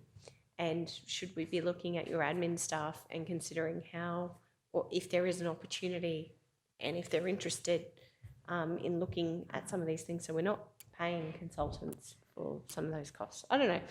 I know I'm rambling, but that's my thinking about the discussion this morning anyway. If you're interested, I think it's a very important function that you do, and sort of maintaining a $385,000 spend annually for the next however many years, even 175 like this year, I just don't think that's sustainable. There's got to be other ways. I think, sorry, James, I think also there we've, philosophically, this is with the guidance where council wants to go with trying to develop our internal resources, our internal staff, take that on consideration. We have got a very, very experienced and well-qualified P&C team too, who can help departments lead these processes. As our CEO's got, a wealth of experience in this space as well. So, I think our senior leadership team with our P&C could perhaps put some support around you, James, and trying to look at, how do we tool up the planning and design team into the future to be able to help to work to build that project shovel-ready list and to do that consultation and concept planning? And are there ways we can do it internally by upskilling or by recruiting or creating positions or whatever? I think what Councillor Shoemaker's raising is a real opportunity for us to have a real good look at this, James, if you, think so. No, I really do appreciate the discussion, in all honesty, because it is, we are a multidisciplinary team, but the services needed to facilitate a lot of these actions go beyond our multiple disciplines that we do cover. And we do try to have the personalities and the right people with the right qualifications to do the right jobs for each part of the project. So, like you said, the community relations discussion, we try to get some of the right people into that space to engage. We try to get the right dialect and get the right material to go and share to have those discussions. In the asset management space, we've got an obligation to review our asset management plans annually, making sure there's alignment with the long-term financial plans and what our future understanding is on levels of service with what is planned for the coming 12 months. So it's around having that material ready for the next coming financial year, because we need to do that in the last quarter to make sure that we're meeting the financial requirements, and also how there's a broader alignment with that into the future with with what each of the asset managers can afford to deliver with that level of service. And that asset management plan needs to be modified based on the budget discussions to then be delivered to council. So it's around making sure that that's all in alignment with how this month and next month's discussions happen, in order to then bring that back in June, such that council's aware on where this will be going over the coming 12. And then we just do that periodically every 12 months. So it is something that we do need to do, but essentially it's one of those things where it's another service that needs to be delivered, and how we do that is beyond our capacity at this point in time. So we do, go and cherry pick someone who specialises in that service in order to go and deliver that for us to bring it back to council. We want to make sure it's in a format that's digestible for council. And making sure it aligns across all the asset classes. Yeah, thanks, James. I understand that. And I guess all we're saying as councillors is that, if there's a capacity gap or skills gap, let's have a good look into that and see how do we actually resource up that gap into the future. And, I said to you the other day, TMR and Lars, we've got a super graduate accountant here that gave some really good data around that. Is there opportunity to have him more engaged in that? We've got a super infrastructure accountant, I think, in terms of asset management planning, with Max in our team. I think these are the things we're just raising. But back to Councillor Shoemaker. Yeah, and probably further to your comments, James, asset management, I'm sorry, that's something I don't want to outsource.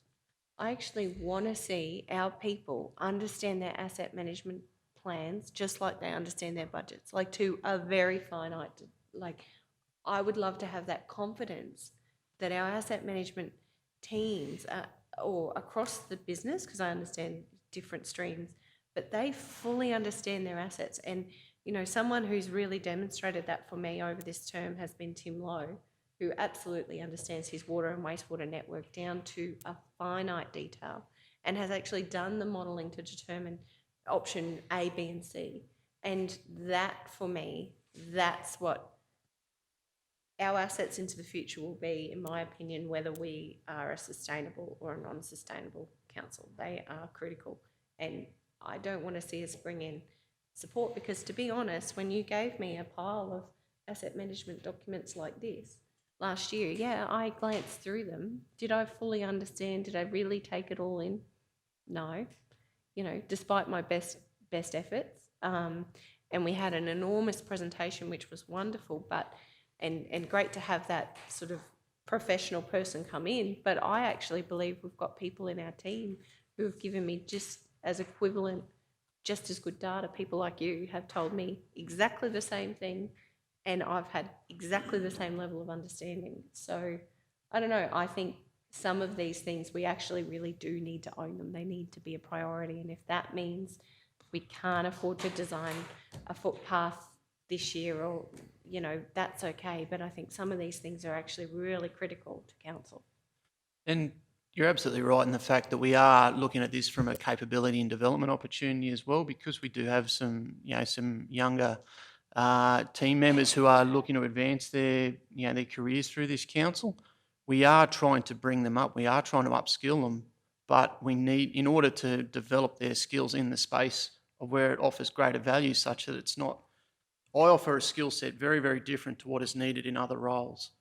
And what we need is those, you know, those skilled practitioners in those other roles to be teaching our younger staff in order to advance in those other areas that don't come from me. I offer a value, but it's not the value of what encompasses every service of what we offer in our team. And what we want to do is elevate and then have that complementary skill set provided from a different angle. That way we can then come back and bring those reports back to council. You're not hearing to my voice. You're hearing to the alternate voice of that officer who has been skilled up by that other consultant. That's around trying to get that complementary skill set, because it is something that this council needs, and it is something that we will still try and do. It's just the fact that it needs to come from somewhere else. And that's where values like this then bring back the opportunities for further development, because it is around the broader interests and the longer term interests of council beyond just this budget right now. Yeah, that's a good observation, James. Jed and I were just talking about the fact that, you know, maybe in the scope of the works, when we go out to tender for some of these services, we have to factor in there that there's an expectation from council that we expect you to train up our staff. So because the financial incentive, and I know the engineering firms out there who are in this space, you know, I've got a son-in-law who's a civil engineer in a large firm in Toowoomba. So I know how these fellas operate. They're not going to want to do that necessarily because they want to work off us again next year and the year after. That's the financial incentive. Now, that's the reality. I'm not directing that at any particular firm individually, but, you know, if I'm a commercial operator, that's what I'm going to do, aren't I? So maybe we need to, as part of this process for reviewing this, we need to look at what are we asking from our consultants? Deliver a project, or deliver and, in the process, train up our staff so that they can do it for us next year. I just think that model with the fuel tax credits, what we did there is a great example of what we can do into the future, James. So, yeah, you might be doing that already. We are. That's exactly right, You Mr. are. Mayor. Okay. Yeah, but I want to get to the point where we're not bringing consultants in anymore. We're using our own people, and if that means we've got to have more staff, I would have thought the unions will love that. I would have thought our staff will love that. I would have thought it would be just a win-win for council. You know, if we're going to spend $385,000, I'd rather spend it on our own people that live in the region, pay them overtime, give them professional development, build their skill set, and let's be able to do as much of this stuff internally as we can. And we've got to use consultants to train them. Hey, that's fine. But let's have a path where we can develop our own people. Yeah, and so it's great to hear that you're already doing that, James. But what I'm saying is, you know, let's really turn up the tempo on this if we can. That's what I mean, as the people and culture portfolio holder, that's where I'd like to see us go, to be honest. Yeah. Yeah, and I think there is a number of elements in here that are beyond our core business skill sets as well. Like we have some legislative requirements that we need to meet. You know, I wouldn't be recommending to council to go and, you know, look at resourcing an electrical engineer because of the electrical works and the relocation works that we need to do from time to time. I wouldn't be putting forward like an environmental scientist to go and analyse our environmental regulated requirements associated with projects. I think it's just around, you know, picking the right activity. Even though it's a small percentage of a job, it's a risk management exercise that we need to undertake, and want to work in making sure that we have things ready to a point to assist, because we've gone and ticked that box knowing that that element's already being taken care of. It is something that for a council of this size, do need to be sort of smart in what we can deliver internally versus what we need to resource from outside. Yeah, I think that's we're on the same page, James. Let's get smart about what we can deliver internally and what we have to outsource for regulatory reasons, or because we just don't have the demand for that skill set on 44 weeks of the year. Thanks, Mayor. We got a clear path to come back with to address those particular items, so we will do so. Just in the Jed, before we go to Soil Lab, can we give everybody a break for a cuppa? It's 11 o'clock. Sorry. My apologies for stealing the time. Can I just treat you? It's I'm just supporting what Councillor Shoemaker is saying, but I don't want to see that in isolation. I want to see that across our whole organisation, and that was part of when I was saying about the salary and wages and talking about natural attrition and all that kind of stuff. It was more about aligning, instead of just going to a broad brush of just go back and cut back your salaries and wages in certain areas. It was more about aligning our whole organisation into our corporate plan by using those different skill sets, and it was more about having that conversation rather than just going, let's just take this much off our salaries and wages. It was more about being strategic about it, and that was exactly the conversation I hoped we'd have as an organisation. Okay, well, should we break for morning tea? I might move that we adjourn for a break. Councillor Henshin, have we got a seconder? I'll take that as a second. Those in favour? Thanks, everybody. Let's have a morning tea break and push the reset button. Okay, welcome back, everyone. I'll now move that we resume the meeting at 11:42 a.m. Do we have a seconder? Thanks, Councillor Henshin. Those in favour? Carried unanimously. Okay, we're back on, still on 6.2. Okay, GM, I think we're up to Soil Labs. Thank you. Thank you, Mayor Otto. I've got the whole team here to answer any specific queries, but in relation to Soil Laboratory, it is largely a service that balances with its income, and you'll see that in its budget with one exception. So if you go to the bottom line of James's budget on Soil Labs, you will see that we're acting to create a strong succession plan for that facility. We have the situation where we've got a strong and an experienced team, but near retiring age.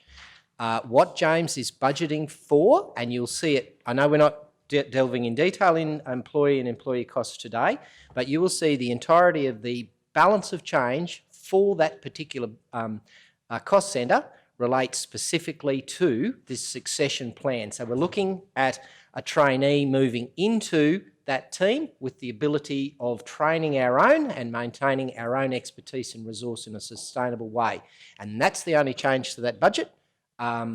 Probably we could nearly pass to questions, James. Through you, Mr. Mayor, I think Jed's very much succinctly said exactly what I would say. I don't have anything further to add. We're looking to reduce our reliance on external resources over the coming 12 months as a result of having that trainee resource in-house.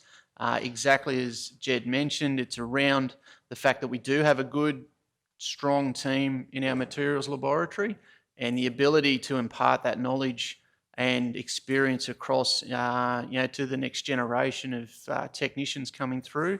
It is a really good opportunity for us to commence the cycle of re-employing and upskilling our younger generation in this space, because it is a strong quality assurance service that is offered not only for council but also for the region. So we do The majority of our works is with external clients, whether that be with state government agencies.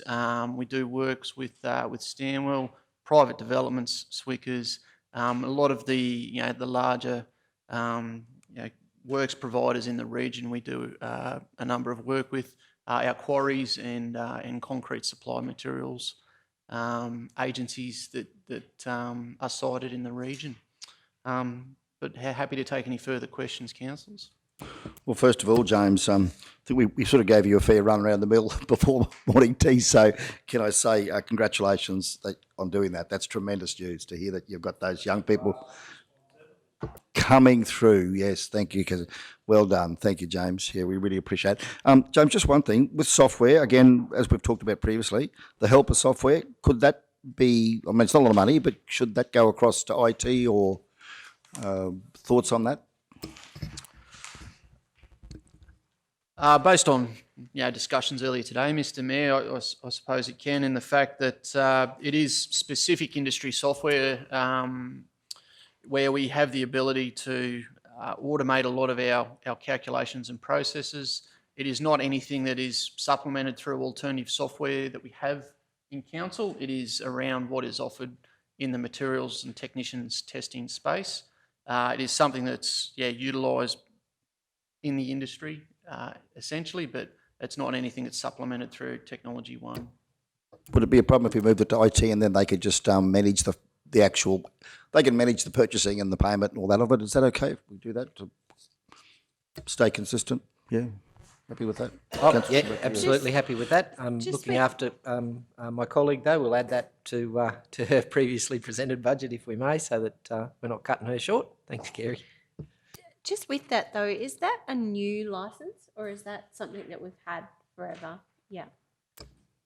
Yeah, that's correct, Councillor Shoemaker. It's the helper software is it's well, it's something that's been used for a few years now, and we do have a maintenance agreement with them where they assist us with issues that are observed through our auditing process. Because we are NADA accredited, we do get desktop and comprehensively audited from time to time.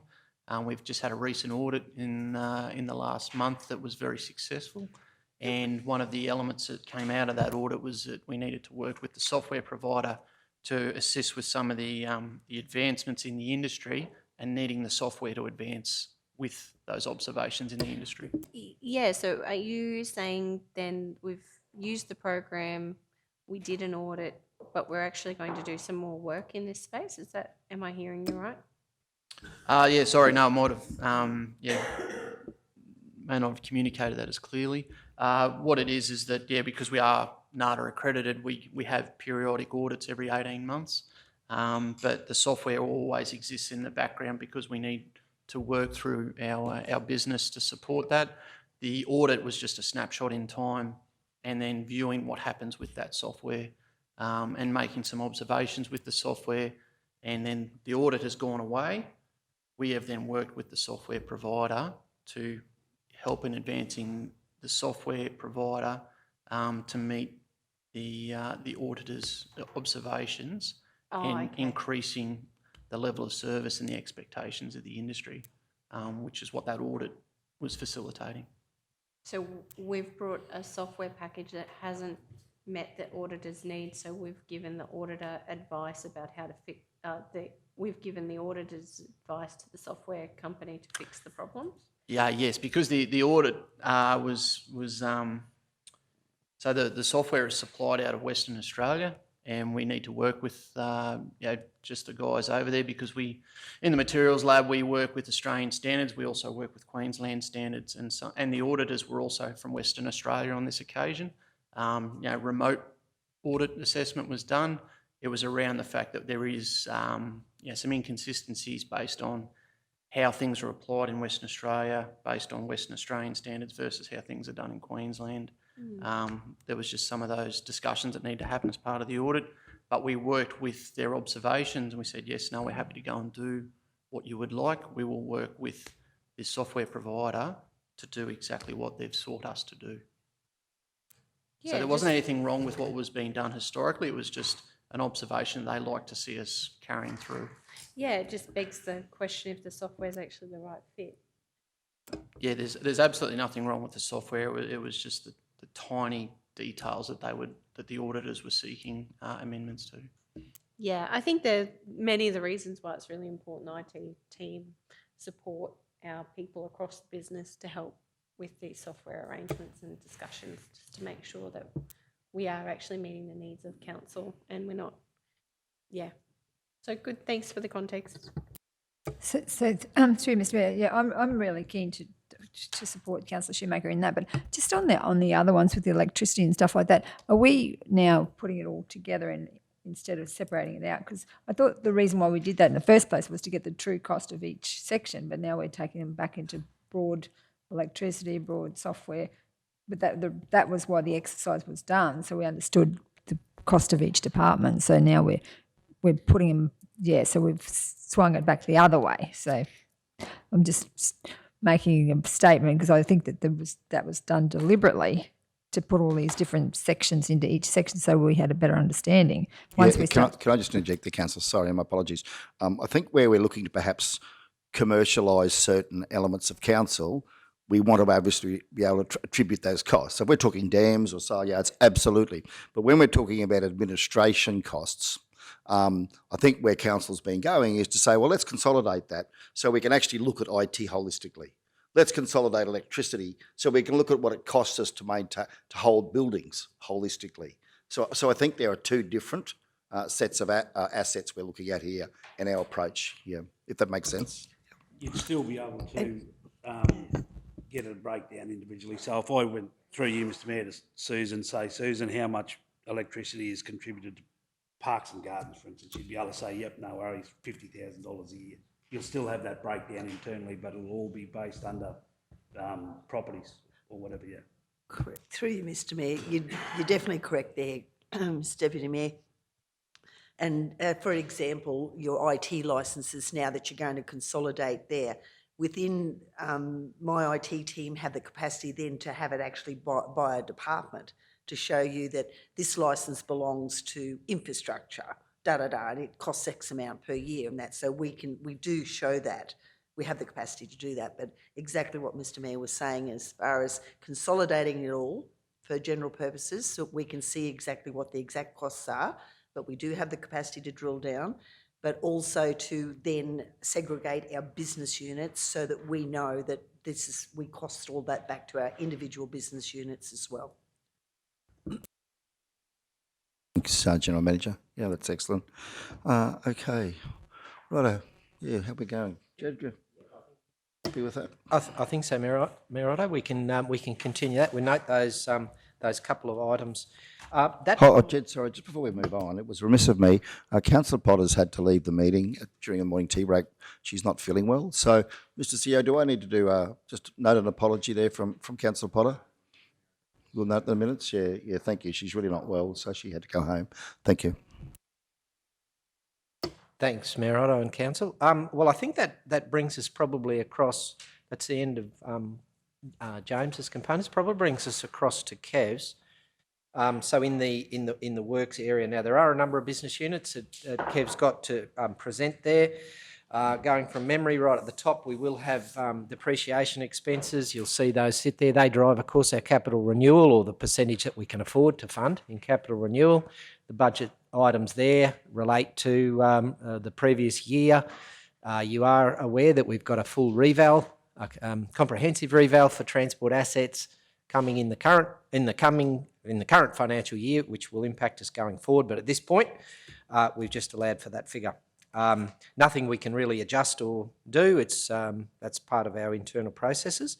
If we jump over those things such as the employee costs for now, finance costs, realistically then,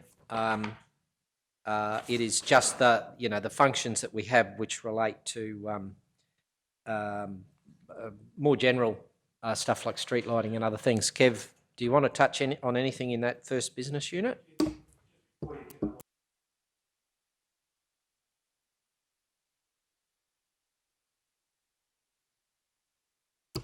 It's just a thank you for the time that you've spent here. I know that this is your last day and you're going away to be married. So congratulations on that. I wish you well. But I just want to say, as the acting GM of infrastructure of my portfolio, I want to appreciate the work you've done. You've been a fantastic addition for while you've been here. So thank you all very much, and wish you and your wife all the very best when you do get married. And who knows, we may see you back here helping us out again. So thank you for what you've done. And everyone else have a good weekend. Sorry, I've got to go to a meeting in Blackbutt. So thank you.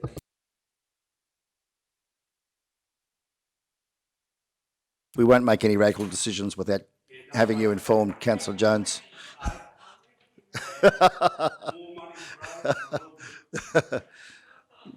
Yep. Thanks, Bud. See you later. We'll just note that Councillor Jones has had to leave the meeting. Thank you. Okay, yeah, over to you, Kev, with materials for admin. Thank you, Mr. Mayor. So in the materials, there's two key line items there. There's the $15,000 in materials, general, and then there's the street lighting, which is $293,423. So that's all of our street lights. We typically don't have control over when they come on and when they come off. It's the power company thing. But probably the comment is that first line item there, materials. So it was, it's currently budgeted this financial year at 25,000. We have reduced it, acknowledging the change in electricity costs. Probably, if there's looking at the cost to date in materials in general, there's probably an opportunity to reduce that if council was minded to do so. It's picking up just some, and it's difficult to allow for what costs are going to be attributed during the year in materials, but there's probably not a great deal in that item that is costing us. Yeah, I certainly had noted that, and I imagine a lot of the materials for Works Administration are already supplied through stationery photocopying, all the costs Correct, that we actually already attribute to council. So yeah, I think taking that down to zero, and if you need more money for anything project specific, maybe we look at that point in time. With the street lighting conversation, I was thinking, just with our operational plan, similar to what we've challenged the properties team, is there an opportunity to consider solar or renewable sources, or trying to shift some of that street lighting costs? Like, I understand it's constructed infrastructure that we don't maintain, in the sense that if a bulb goes out, Ergon goes and, not Ergon, but Powerlink will go and change the bulb, not Powerlink. Who changes the bulbs? Ergon. Ergon, I've got it right. Yeah, sorry, it's Friday. Ergon go and change the bulb. So are there any projects, or are there any schemes or opportunities to sort of reduce that amount by trying to do solar lighting through the street, or should we investigate those opportunities? Keen just to see what your thoughts are in relation to that, if we have any control. From my limited knowledge, Councillor, we can request the lighting types or discuss with Ergon. That does come at a cost for us, but typically they'll have certain standards with their particular lights on particular areas. But happy to see what avenues, what opportunities there may be. Yeah, do you think we may be able to, as part of the operational plan, just note sort of an investigation into renewable opportunities to, I guess, reduce that cost? Because if it's $290,000 every year, that adds up quite significantly over a period. It may actually warrant doing some, trying to get some capital or something to actually change some of these out, or a strategy to that regard. If I could, Mayor Otto, it is a space that every local government plays in, and of course it's It's the full service, so it's the hardware, the maintenance and the power, and that's under various rates. There's different rates for different type of lighting, and Kevin correctly touched on that. There has been quite a lot of work done through the Local Government Association in relationship to street lighting, and if you actually follow through a number of years of history, and Mark would probably be more across it than myself, but I know that there's been initiatives at that level for all of the state to look at different ways in which this could be done. It not only related to the technology used, but it also related to the historic way in which the service is provided, through, under the rate 3, I believe, is the right one that we use mostly. Rate 2 is where the provider provides all the infrastructure, does all the maintenance. It's a service they provide. There are other options where you want something different, and that might be rate 3, where we pay for them to deliver it for us because we want something different. And there's another alternative where you can do the whole bloody lot yourself. Oh, excuse me. So there are alternatives, but could I suggest what we're probably talking about is more an industry-wide position? And there's been a lot of work done in that space, so we mightn't have to carry the whole load ourselves, is what I'm suggesting. Could be build on work done earlier by others. Yeah, that's certainly what my thinking is, like whether we can just do a review of that work done by others and even some sort of cost-benefit analysis around, maybe there is a benefit. I don't know. I haven't done any homework in it, so but maybe there is a benefit to actually, similar to what we've done with our roundabouts, where we consider putting some capital funding in, knowing that over a 10-year period we'll get a payback on that. Because kind of in this environment with renewable energy, if we just keep putting $290,000 to energy every year, we're not going to see any change there. So yeah, I understand it comes with risks, and I understand there's been a lot of work done in this space, and there's areas like the Ripley estate and stuff in Springfield that have done, no doubt at a cost. I'm very mindful of that, but some enormous work in trying to be more sustainable in their communities with more renewable forms of energy powering infrastructure. And I think it would be a good project for the operational plan where we just actually take a look throughout the year, do some sort of assessment and see if there is something that we could do coming into next year's budget to look at that cost differently. I think it's a really good point Councillor Shoemaker's raised here, committee. And while Councillor Shoemaker was just sharing that, I've just Googled up an article here now. It's from September 2018, where there was a Smart City Expo in Melbourne, where they explored this issue, and then Victoria is now taking the national lead on this, as Councillor Shoemaker, I'm sure, is aware. It says a new generation of solar streetlights is helping local governments make smarter choices about their energy use. Government News reports that streetlights are the single largest source of emissions from local government and that solar street lighting can reduce pollution and costs simultaneously. There's around 2.3 million streetlights in Australia, which cost $125 million each year. There are advances in technology now where new solar streetlights with batteries and remote sensor technology are being employed, so that streetlights are actually, in some cases, sensor-based.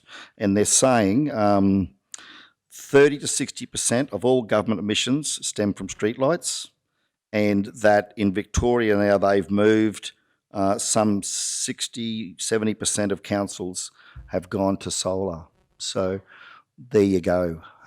It's a really good point. If our council wants to get on the front foot around our sustainability policy and environmental policy. Yeah. I think the suggestion, Mayor, that I've heard from both sides in relationship to an operational plan item, we could have a look about, because we've got to review that over the next month or so with the budget. So we'll add an item there with an estimate of how much investigation should associate with that and deliver it over the year, and maybe inform next year if there's a plan. So we could add it as a list and then work out how much we would need to budget towards that task. So we can talk to James as planning guys how much an investigation like that would cost, try and put a number around it for you and include it in the consideration of the op plan. Yeah. Thanks, Jed. And I think if we could also look at what, we know federal government's coming out and talking now about their, whatever they call their plans, net zeros or carbon reductions or decarbonisation. One would think that there could be funding in this space moving forward from whoever, depending on whoever gets elected. But I would have thought both sides of government may be keen to look at funding for this and supporting local government. So if we can look at what funding options might be available for external funds, maybe we can develop a 10-year capital program around this or something of that nature. Yeah. Okay. Yeah. That's. Thanks, Mayor. We'll put some numbers around what that might cost, and you can consider it in the op plan review later on. Thanks, Jed. But just on that, Kerry, so we've spent 156,000 year to date. Are you able to drill into the ledger and see which months we've paid for in our Yeah, parallel? so I had a bit of a look at that before. So we're up to the end of February in the ledger at the moment. And are they monthly? Yes. So are there 8 payments? So there's a whole heap of different, I guess, invoices that come in for various areas. So in essence, when we would have paid them, there would have been 8 payments. But each one that's come in, yes, there's been 8 of them for each.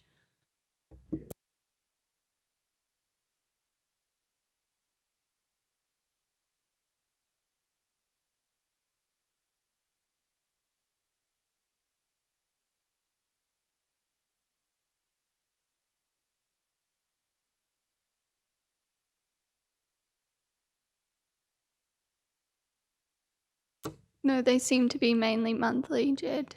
Yeah. Yeah, we can have a bit of a look. I have had a look. Prior years, we've spent roughly around the 260 or so. Yeah. Probably still increasing until, well, I don't know, but they may be, I'm not sure. But yeah, can we have a look at that and bring some more information back to the 13th of June meeting? Thanks, Kerry. Yeah, can we flag that on the sheet? Yep, thank you. Back to you. Thanks, Jed. Kevin? Yep, so just moving down from materials into plant and services. And we do have lots and lots of job numbers and occasionally get the job numbers incorrect. So what you see there in the plant and services is incorrect booking. So you'll find that there's some journaling to happen in those. So that budget item is going to remain at 0. Moving on to the next business unit, which is 1110. So this is our main operational maintenance budget, this one here. And there's some revenue in there. The top one is just from our council-owned gravel pits revenue from council projects in there. And Mayor, further to our discussion before, this is very much a program or a network managed task, and I know you and I were having an offline discussion at Smoko time. So, council's intention in relationship to the maintenance of our current service standard, the mix between asset renewal work and its the benefits and improvements that we can get out of that in mitigating maintenance costs, as that whole capital versus operation balance is worth discussing. So the best way to discuss that, I'm not too sure, but realistically, when it comes to the major components in works management, it really comes right down to that bottom line, and that's where we've looked at that relatively modest increase driven only by the materials cost overall at 7.03. So whether or not you wish to have a strategic discussion about that, Mayor, or because... Thank you, Jed. Yeah, I perhaps would like to lead into a strategic discussion, and I think it does extend on what we've been saying with other departments, Kevin, up to this point, is with, how can we actually make smarter decisions about where we fund certain activities from, and can we actually take pressure off our operational budget by using more of the capital funds to do your renewal works that will then reduce the current year's repairs and maintenance bill, but also set us up to reduce ongoing maintenance on the particularly sealed and in some cases the unsealed network. So I suppose it's trying to work smarter with what we've got. And I think a good example is what we've done in the buildings department, where we've said, well, okay, if we take 100,000 off you for repairs, but we give you 200,000 for renewals, can you do the repairs, but actually do a renewal while you're there? So then you don't have the ongoing repairs and maintenance budget. So wanting to probably just have that little bit of a strategic discussion with councillors about thoughts on that. And then whether, Kevin, if we look at the bottom line there on the works budget of about just over $7 million, whether there's scope to actually be able to reduce that by actually investing more, a far greater amount in renewals be it from CapEx or from external sources such as LARS or W4Q, wherever it comes from. I know we can't resolve this today. I'm not expecting you to give any answers today, Kev. It was probably just whether the committee was had an appetite for saying, well, do we ask Kevin to go away and do some what-if analysis, and come back with a bit of a case study that says, well, council, if you give me this amount for renewals, I can reduce your repairs by this amount, and this is how we can program it and do it using our own staff as well as contractors. I'd probably just seek the thoughts of other councillors as to whether we are interested in giving Kevin the opportunity to provide, maybe explore this a bit further. Yeah. Thanks, Jed. Yep. I'm looking at Kev down here who will chime in. I think the philosophy behind what you're saying is rock solid. Our ability to get that capital into the system to mitigate ongoing maintenance costs is the critical bit. The couple of counterbalancing components are we have a percentage of our own resource which does things, and some of it's not too divisible, i.e. if you talk about seal road maintenance, we do those seal repairs with 3 machines, which we need to keep operational. And we have a massive backlog in defects. So they will keep busy. We can spend the money that you can give us, Mayor. We're absolutely certain of that. But the philosophy is a great one. There is also a lag between us spending the capital and reducing the operational spend. But if in this budget and then future budgets we have a philosophy towards that, we would certainly achieve what you're seeking. There's just going to be a lag. Like we can't stop spending on pothole repair in July, even though we spend in the financial year more on reseal, for example. There will be a benefit, but it won't be immediate, so there's a lag. Kevin? Yes, I was hoping that maybe in that context, though, that maybe we could find some benefit, like buildings have done. Maybe not great, but maybe in the first year we could side some benefit to our OPEX to say, well, actually, if we actually rehab and reseal that road, we won't have to do the pothole work we normally have to do on that road. I know there are some roads that we do pothole work on probably, I don't know, we said we go back every 2 or 3 months and have to keep fixing those same potholes. And I look at a road like West Street out here, I don't know how many times you guys have had to go out and fix those same potholes, and there's probably 20 of them. Just those sorts of things, Jed. Yeah. I think we have to start somewhere in a program like that. We're going to be hard pressed to maintain service standard with our material price increase. So I think Kevin will be hard pressed to do that if we had a significant reduction.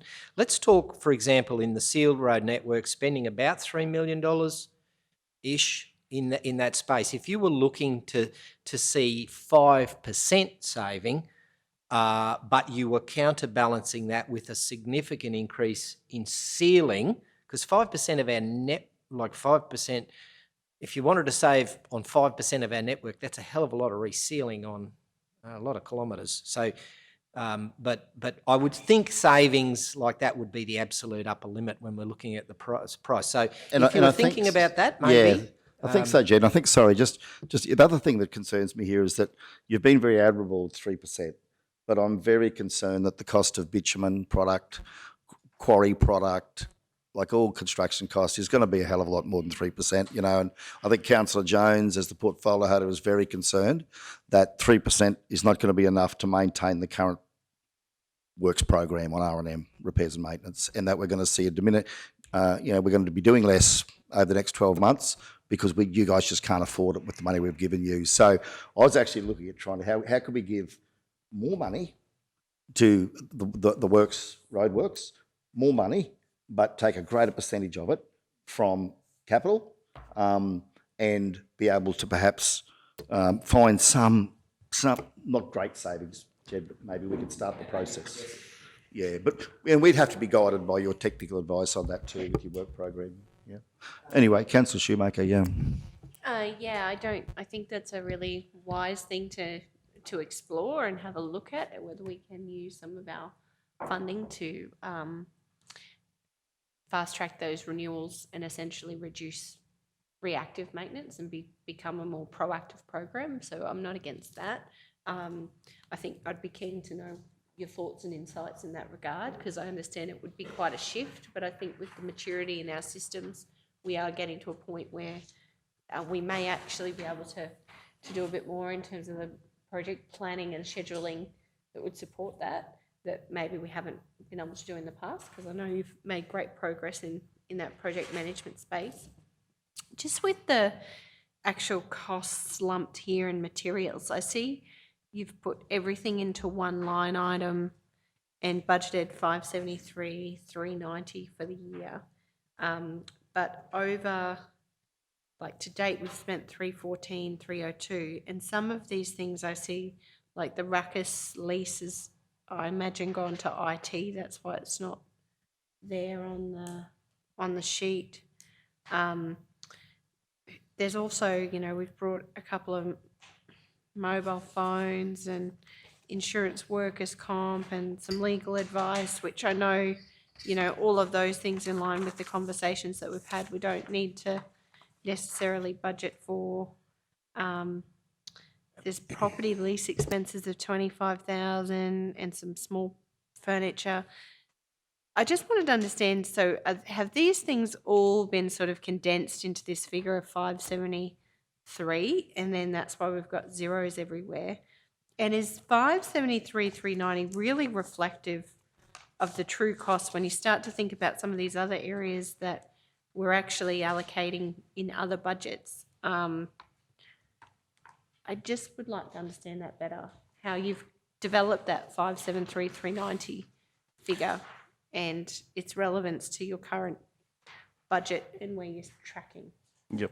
So that's correct. You see a materials budget, which is a lump sum, and then you have, as the year progresses, you've got all of the natural accounts that are reflective of the specific costs. So it's not broken down into the 30 odd different natural accounts there, and that's historically what we've done.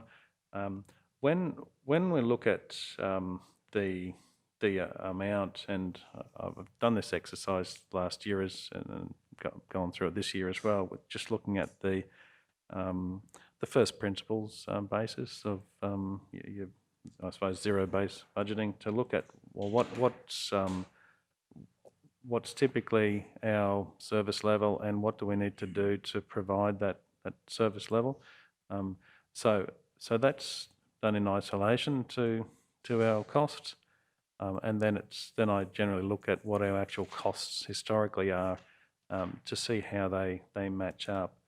And they're probably not too bad, particularly historically, and given that there's an expectation that our service levels are going to remain the same into next year as they are this year. Hence why you see a fairly consistent amount there. That in terms of the licences, and some of those costs that were council's considering shifting over, well, that's obviously that cost will be a reduction in the materials there. Yeah, I'm just thinking based on that discussion and the discussion we've had across council, I think, and what we've put every team through the same blood, sweat, pain, I think it would be good to actually work with the accounting team, like with the finance team, just to have a deep dive into that 573,390 and look at what costs have been attributed to that amount that are now being allocated in other budgets, things like legal advice, and just make sure that we're actually budgeting an accurate amount for core service delivery, not doubling up with other buckets in the budget. And because I understand, as Jed has said time and time again, don't look at the detail, look at the bottom line. Well, I'm kind of looking at the bottom line, and I know there's been an increase in costs, but if all these things are attributed to the bottom line, I think we really need to understand that figure and make sure it is actually going to deliver on the service, and it's not, including costs that have already been budgeted elsewhere. Because, I think we may have to get a little bit leaner with that when we take some of these things out of there. So I probably want to see some sort of actual analysis of that number with the finance team and just checking budget lines across the budget as a whole. Thanks, Councillor Shoemaker. Sorry, Jed, if I could just come back to you. Certainly, I'd like to support that. I think Councillor Shoemaker saying, I'm just looking as you're talking here, so we've got stationery in there. If you look at the green column, the year-to-date, that makes up that 314,000 that Councillor Shoemaker has referred to. It includes things like stationery, IT, licences and repair, IT software, maintenance general. Is that 65? Have I got that right? Yeah, so clearly this isn't all materials for roadworks, is it? And if you look at the roadworks expenditure to the end of February, it came in at about 170,000. But I understand, Kevin, that you would have put the brakes on that probably in December after the floods. So that's probably not 8 months worth. It might only be 5 or 6 months worth. But even if that was only 6 months worth, that would then make road materials for the year, if it was a consistent program, maybe not a good assumption, but if it was, come in at 340,000, not 570,000. So obviously on top of that, you've got to add signage and subscriptions and memberships and those sorts of things, labour hire. But yeah, it certainly does require a much more detailed look, I think. And if we're going to be applying a zero-based budgeting methodology, Council, I think there's real merit in what Councillor Shoemaker's saying in Kerry having us actually see the detail on that 573. So how much is going towards gravel? How much is going towards signage? How much is going towards IT licence or whatever, so we can make an informed decision about that? Yeah. Sorry, back to you, Jed. Yeah, thanks very much. I think it goes without saying that any of those items there, for example, but in terms of $500,000 material budget, I think they'll be relatively modest when we add up the IT licences and the things like stationery. We certainly make sure that they are added to the single areas. Probably what's important is if you refer back to the graph that Kevin presented that showed us significantly over budget in the road maintenance area year to date, and that's I suppose why I presented to you the position. It's really about the level of service in these big Pareto principle. We're getting a hell of a lot of the work out of a small number of those budget lines. If you have a look there, we were in a world of trouble. We threw all resources, of course, in the emergency space, and we were hard pressed in the current year. So materials-wise, on the big numbers, we've allowed 3.5, and I suppose that's the focus. Do we wish really to maintain? Because we can take all these things out and it won't make a 0.1% difference to that big bottom line, and that's our problem. It's going to be a challenge, as the Mayor points out, and a longer-term strategy to spend more in asset renewal so that we can put the brakes on this. I think this coming year is a big challenge. The Mayor pointed out that we can do the very best we can, but our materials increases, even if they're only on gravel at half of that amount, are going to be challenging for sure. Yeah, and thanks for putting that in context, Jed, but I'd like to throw the challenge out there. Look, honestly, guys, we just can't keep going down this path. I don't know what our deficit's going to end up at this year, Jed, but we can't afford to delay confronting that challenge. And I think we need to throw as much technical intelligence and motivation at this as we possibly can, because we just can't afford to wait 3 years to find ways of working smarter with the limited money we've got. Yeah. I was just going to add, and certainly appreciate the presentation we had earlier this week, but with where we're at with the maturity in our asset data, I would imagine we should not be allocating a budget for maintenance based on what we did last year and what it cost and what materials should cost. We should actually be allocating a budget based on that asset data that says I'm thinking about that graph that you've showed me that says, at year 7 of this program, all of your roads are going to need a reseal. I would have thought there would be, and I'm not an engineer, so, pardon my ignorance, but I would have thought there would be more of a methodology sort of calculating what level of maintenance, based on the asset data that we have, we will actually need to undertake over the course of the year ahead, and not sort of budget based on the fact that it kind of cost us 500,000 last year, so we're kind of expecting to spend 500,000 again. Because the reason why I bring this up is because I'm really mindful as well how stretched your team are going to be from a capital point of view with all the flood repair works when that does come through.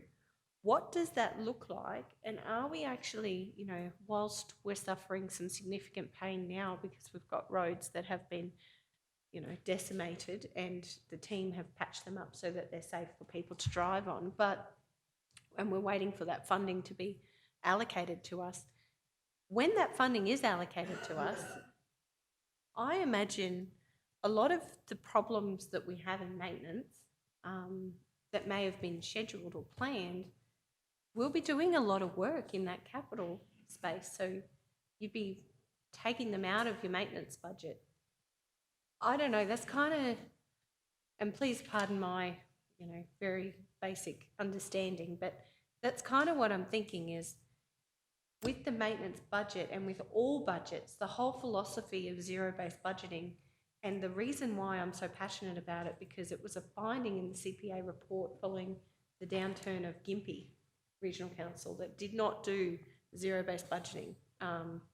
It's clearly there in ink. If they had have spent the time and really looked at their budgets, maybe they would not have been in the position they're in at the start of this term. And yeah, I just probably would like to see a little bit more science go into how these things are determined using all the data that we've spent a lot of time, energy, effort and money in gathering to make sure we are getting best value. That's my thinking. And I'd welcome your comments. Yeah, Kev, could you just reply to that? I think Councillor Schumacher's raised a really good point here. Kev, your thoughts on that? Because the graph in the screen at the moment shows what happens when you turn your mind to flood, when you push your resources to flood repairs. Look how that green line flattens out there around December, February. It could be possible that once we get that funding from the RA or our QRA, are we going to send that green line then maybe flatten out a bit more then, and we won't actually be able to spend the maintenance money? Kev, your response to the councillor? Oh, yeah. Thank you, Mr. Mayor. Probably two things. Just in terms of the coming up with the budget, the zero-based budgeting, particularly for the maintenance area. I look at the service level that we want to provide. So a good example is probably our patrol grading, for example. So, okay, we know that the service level is 1 patrol grade per annum, and so part of that process is looking at, okay, well, what resources do we need, and what that is likely going to cost. And I referenced that a little while ago, and it was the double check, if you like, is looking at, well, how do my assumptions stack up with what we've done in the past, given that the service level is the same? Are the values wildly different, or are they fairly similar? So very specifically, I've ended up with a little bit higher on first principles than the budget that you see before, and that's it is what it is. So there is certainly an element of going through that first principles and looking at that service level. In terms of the flood damage, it's we will find, as we're doing now, that it does impact significantly on the budget. On the maintenance output, probably more so in the unsealed space, where we're probably going to be looking at doing a lot of work on our unsealed network, and that may reduce the normal operational budget. We do need to be mindful that there is an element of a trigger point that we've talked about previously that we are up for, which may be in the order of $500,000, $600,000, that would typically also come out of the operational budget. But certainly acknowledge that there will be some impact on the maintenance budget into next year because of our flood damage. So with the service level, for instance, patrol grade per annum, now that we've done that scan over our roads and we know that many of those, as you say, there'll be a real focus on the unsealed network in the flood repair work, is there a way of kind of looking at, well, how many roads will that mean that we'll receive funding for, that we won't necessarily have to fund out of our maintenance budget, and our maintenance budget frees up some of our maintenance budget to attribute to that activation trigger point cost? Is that kind of how it works? Or? Yep. So we're very much in that space in terms of doing our inspections and our submissions, and on the basis that they do, the submissions are approved through QRA. If there's, for example, a significant amount of gravel resheeting on particular roads, then it does negate the reason to go and do an annual patrol grade on that particular road if it's holding up. So it's probably a little bit too early to tell, given that we've completed literally one submission and we've got many more submissions to go through. Certainly happy to take that on board and look at seeing if we can work out what actual impact we're going to be forecasting, as I say, particularly for the unsealed network. Yeah. Oh, sorry. I just think that'll be really important. Maybe sit down with the finance team and have a look at this maintenance budget and have a look at what we're projecting, and sort of just a secondary check of, what we should actually be budgeting for in the year ahead, knowing that there is going to be extensive flood works. And from what I've seen in my short time with council, we are struggling to meet our capital budgets, renewals, and the work that we're actually allocating in some of that. There's a lot of carryover projects and things that I know you need for continuity of service, but I guess I'm just thinking about that bigger picture and making sure that we are providing you with a budget that's actually accurate to the service that you can provide. And I am really mindful of the growing community expectations in that space around roads. But we have to, at some point, find a way to sustainably maintain our network and not over maintain or under maintain just enough. And I know that's a challenge, and I'm probably rambling, but that's how my head's thinking at the moment. Through you, Mr. Mayor. So what I'm thinking is, when we get the flood stuff, we mostly were probably getting contractors to do that rather than our own staff, or a mix, I think was the answer. But then a lot of those roads, the reason why it's my belief that we have that ongoing flooding issue is because we haven't had the resources to do the drainage, like the tail drains and the table drains.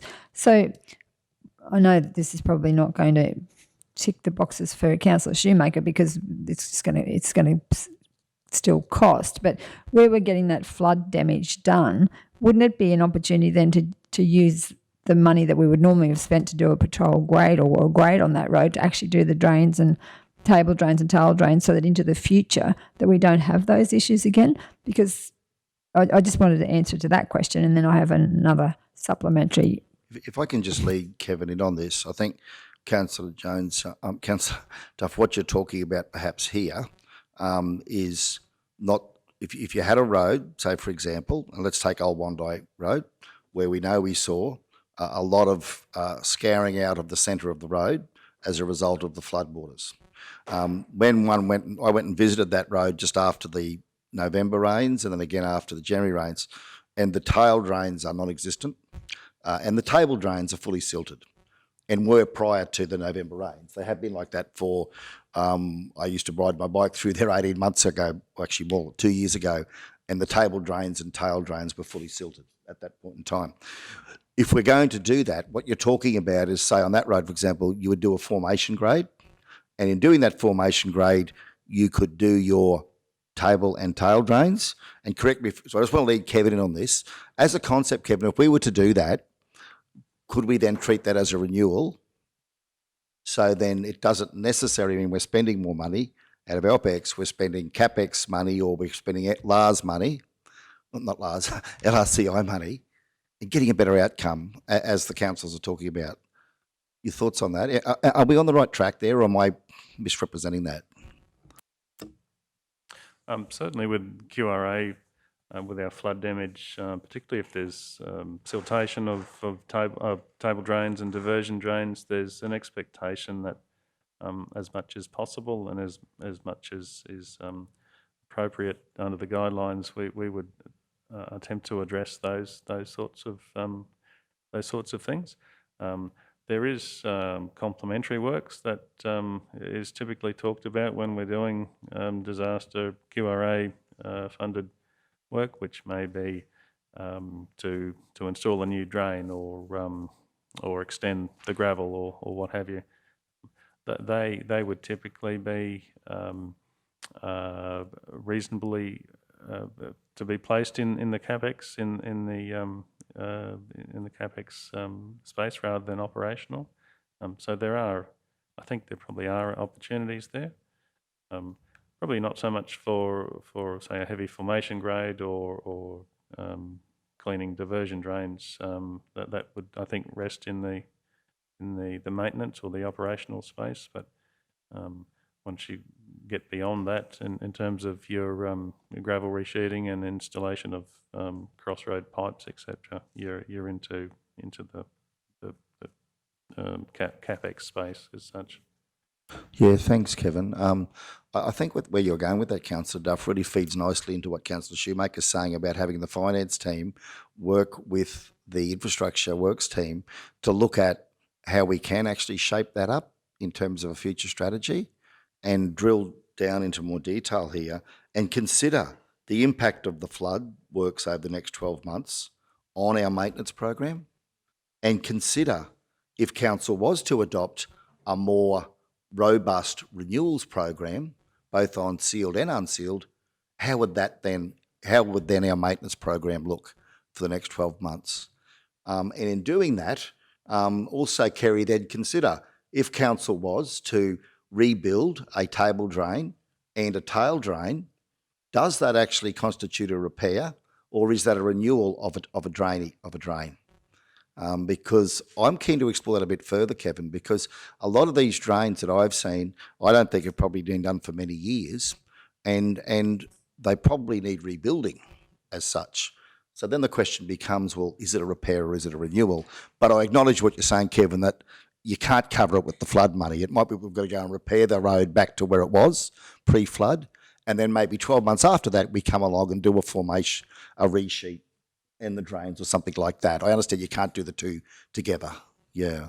But I just wonder if we should, I think what we're hearing from council is that we'd like to have a closer look at that, as Councillor Shoemaker's saying, and do that review and have a report come back as part of this budget process as to how we can work smarter on what we're doing here, yeah. I'm probably keen actually later, Councillor Shoemaker, to get that down as a resolution here out of today's meeting, so that actually gives you a head of power on which you can then act on that. Once we get this one passed, we might be able to move on to that, yeah. Thanks, gents. Okay. So I just also wanted to throw something out there as high level strategic, to look at with our sealed network, to actually consider like just looking at borrowing money to actually do a big resale program, and just see what the interest components are, as opposed to the continuous cost of patching up potholes and things like that. I'd just like to see if we could do some sort of an exercise around trying to get right ahead of, like on top of all of our reseals, to see if long term that would be a way forward, rather than just keeping on chasing our tail with the cost of continuously trying to patch up bitumen reseals. I think, bitumen Councillor road. Duffo, that's what we're saying. That's exactly what we're saying, is that what we're saying here is that, okay, we're going to have the flood, $15 million worth of flood work to do over the next 2 years. How's that going to affect our maintenance program? But alongside that, where is there scope for us to do renewal works and mitigate repairs and maintenance, as you're saying? Now, the issue of borrowings you're raising there comes to where's the money going to come from? So there's probably three potential sources. Do we take it from external funds, such as LRCI or somewhere else, or roads to recovery? Do we take it from option one? Option two, do we take it from our capital, from our restricted cash?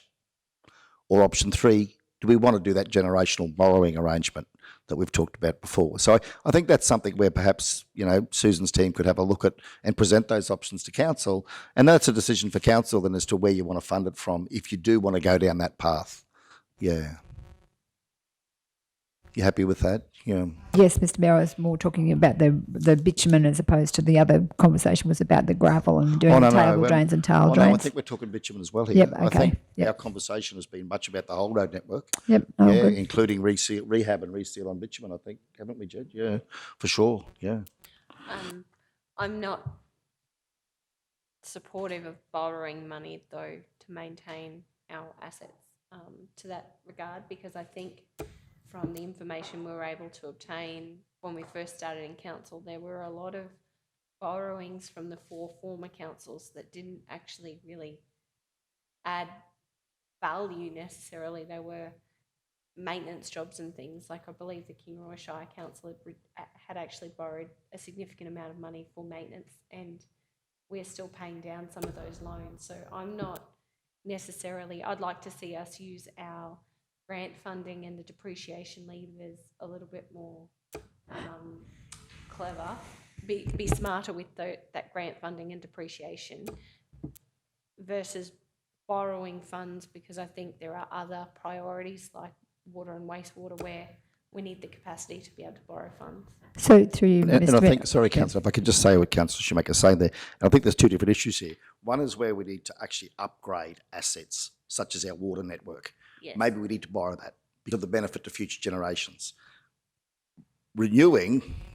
Repair/renewing existing assets that have just deteriorated, I think we should, as I agree with Councillor Shoemaker, we should be funding that from our either grant funding or from what we've got in the bank, because that's why we put the money away for depreciation in the first place. So through you, Mr. Mayor, reseals I was of the opinion that they were actually capital, the reseals. Oh, yes, they are. Yes, that's what I'm talking about. I'm not talking about borrowing to do maintenance. I'm talking about borrowing to do capital.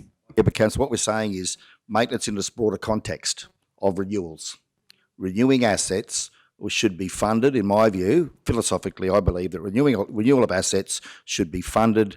If a council's in a position where they've got to borrow to renew their assets, you're in a world of hurt. To me, that should be funded from external sources or from your depreciation money that you've tucked away in the kitty. Borrowings should be applied to build new assets or to significant upgrades to existing assets. So there are two forms of capital. There's upgrades and new assets, and there's renewals. To my mind, absolutely, we can consider borrowings for water assets. They're upgrades, new assets. But if we're just renewing what we should have probably renewed years ago, I thought we should be using that. I mean, in terms of that generational borrowing arrangement, I think that is I just feel that's more appropriate and more responsible. Well, yeah. I guess borrowing is, like you say, it can be from using, like, from somewhere else, like the LRCI or something, that term, or if you want to, however you want to get it, but get that money and put it into that as opposed to something else. Absolutely. So then it's just a matter of, where does it come from? And I think that's where we can work with our finance team to say, okay, what are our options here, council? And council can then consider, well, do we want to use our external funding to do renewals? And then do we want to go out and borrow to do some of that critical infrastructure upgrade and build new assets that we might need, whether it be a reservoir or pipelines or whatever? Yeah, so, yeah, okay, that's good discussion. Yeah, thanks, Jed. Thanks very much, Mayor. And just to refine our work then that we will do with finance in responding to your request, I note that last conversation we have got $10.5 million of depreciation in this asset class. So there's lots of depreciation to fund there to do the sorts of things that you were talking about. The trick is being able to fund it, and that's a whole of council question. So certainly we're identifying, if Kevin could get a hold of all of his depreciation, I'm sure he could do wondrous things in capital renewal, but our ability to fund all of that depreciation is difficult.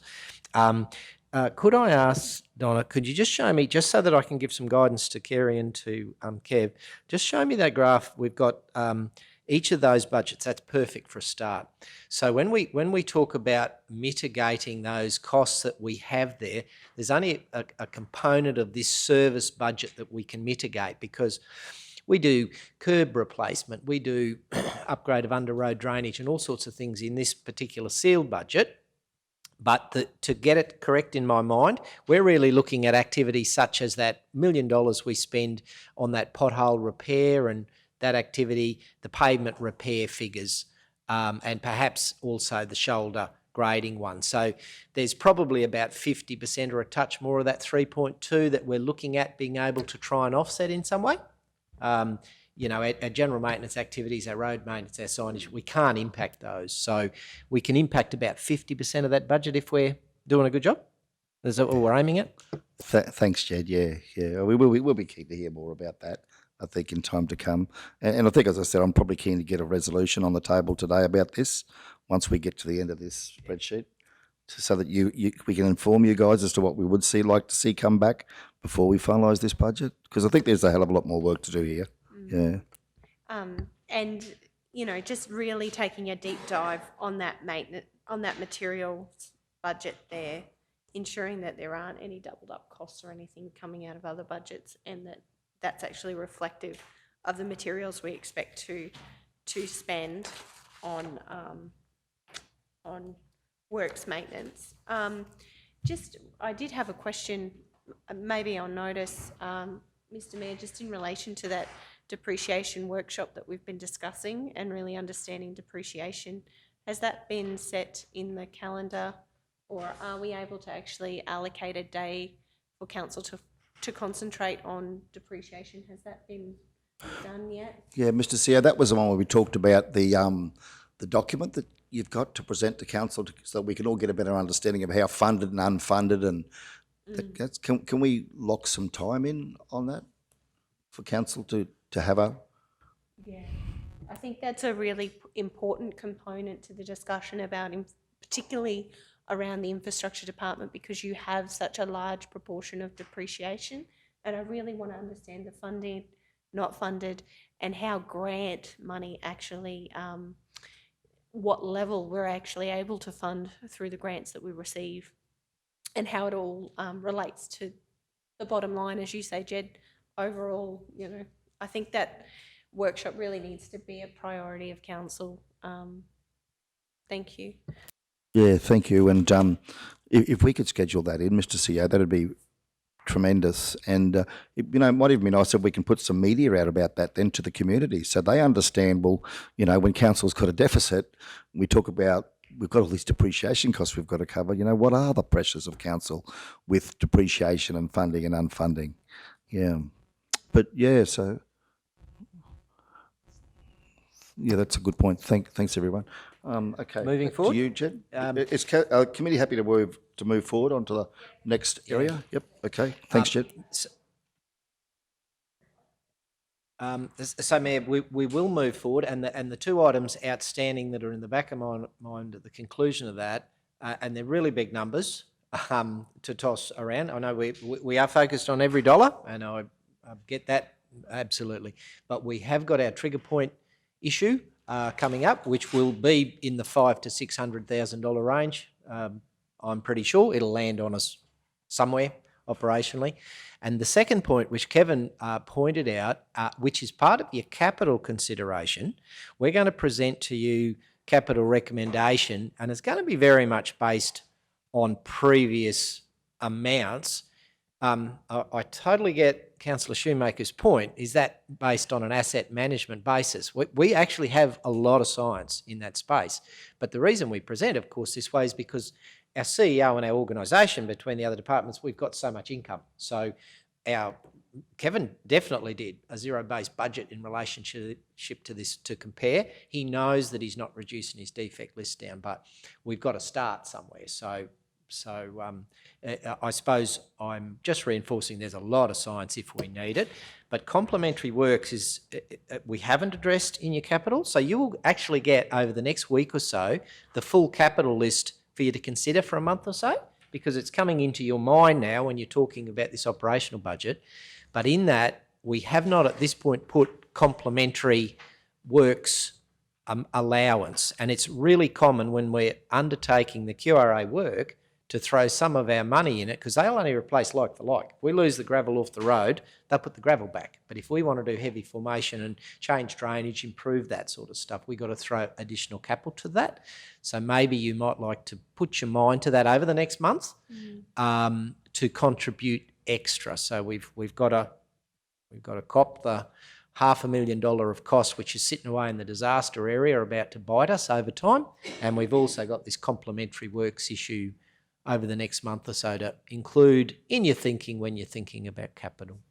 So just with that defects list, because yes, now it's all coming back to me, and in the workshop earlier this week, the value of defects currently on the books was recognised in that workshop.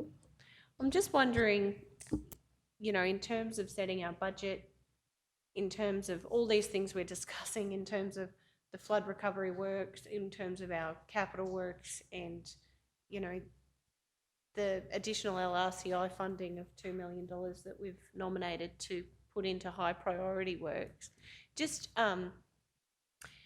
is there a way of understanding how all of that will influence the defect list, thinking about the science that you're doing, how what we're budgeting for will actually influence your defect list? And I know they're scaled as well as the highest priority order of defect, and where, you know, we expect to be at the end of the year if we put, you know, all of these things into the system. Is there a calculation or something that sort of demonstrates, so that at the end of the year, I'm thinking, you know, you could actually look at, okay, so this was the value of defects on our network at the beginning of the year, and this is the value of defects at the end of the year, and our investment, actually sort of look at that from a strategic point of view, actually look at our investment in maintenance, renewals, repairs, all of those things, capital, and seeing how that's actually, is that chipping away at our defects, or is it actually, are our defects still increasing?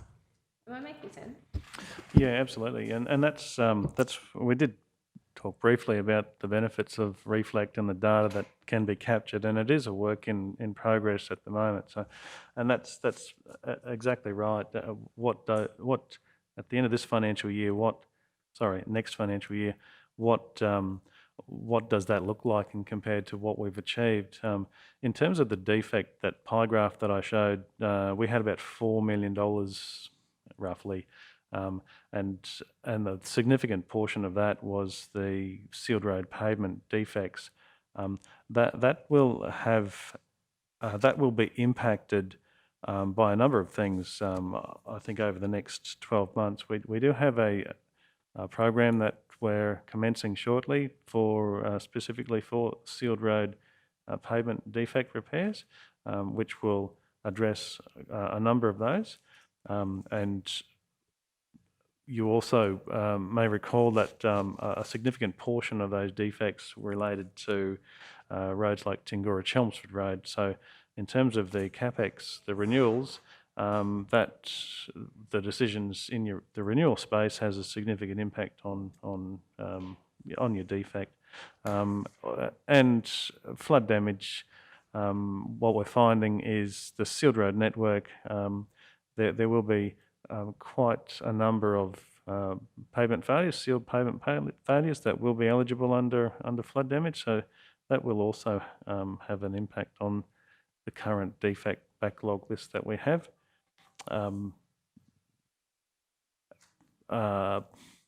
Probably two more things. There's with the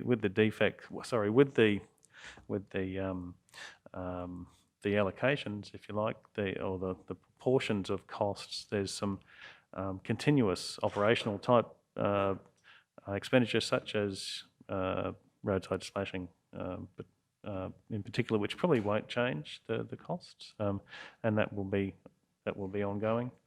And finally, it is a work in progress, and one of the things that we're still needing to improve on is the capture of defects in a more timely manner, and looking at the integrity, I suppose, of the backlog list. So you'll probably find improvements as we progress, but certainly be an interesting exercise to look at the pie graph, if you like, in 12 months' time to see, well, what does it look like with what I've shown you the other day. So that was pretty much, through Mr. Mayor, what I was talking about too, that if you put the money in and do those reseals, how's that look like as far as decreasing our long-term maintenance on those sealed roads? So that was exactly the same question that I was getting at. Can we spend more to cost less with our operational budget into the future?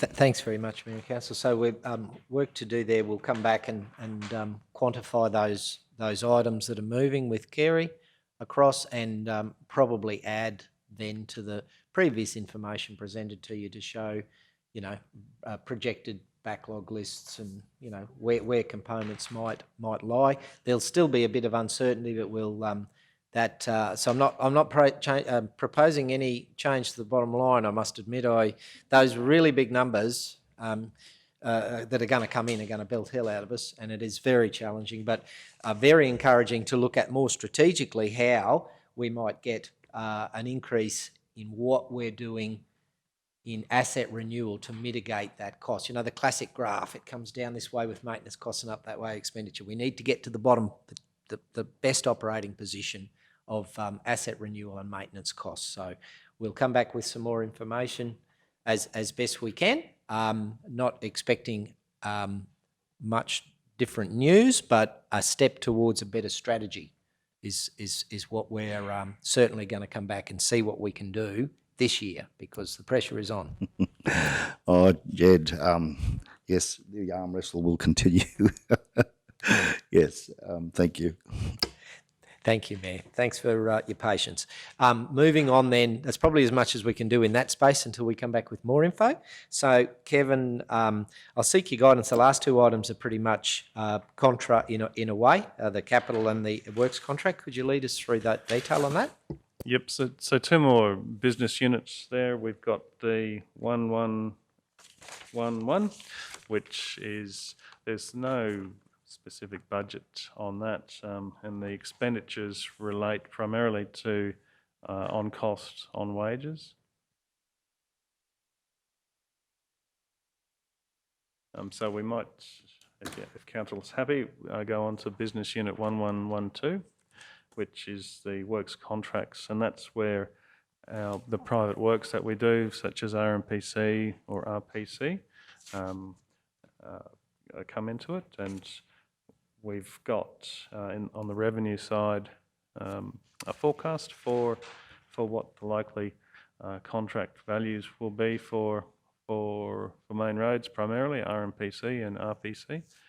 It is a bit of an estimate, because a bit of an unknown, particularly with the RPC, which is our or they call them ticks now.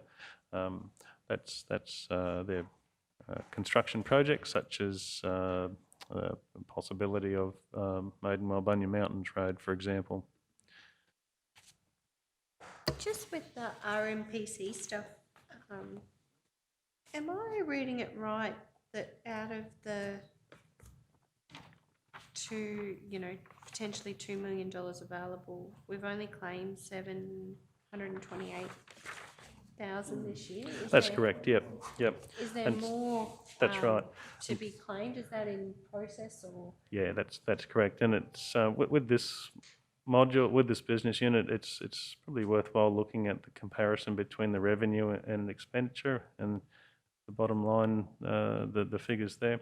There's an intention of always having a slightly higher revenue than the expenditure, but there is it is a work in progress in terms of the claims that we're doing and the payments. There is a lag there, so there is a at the moment the expenditure is higher than the revenue. Yeah. Now, Mr. CEO, if I could just, I'll come back to Councillor Trippier. I'd like to explore this. Mr.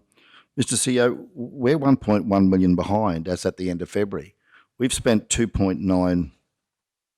We've spent 2.9 million on DTMR roads, but we've only claimed back 1.8.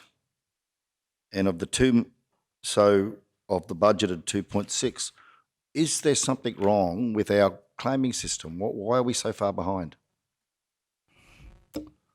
I don't believe there's anything wrong with the claiming system. It does take a period of time to do the claims and to get them approved through the TMR process. I'm keen to find out more about this because it impacts on our cash flow, of course. Is it possible that we could have, Mr. CEO, that brought to a future committee meeting with a brief review and report on the efficiency of our claim lodgement and the payment system? So I don't know.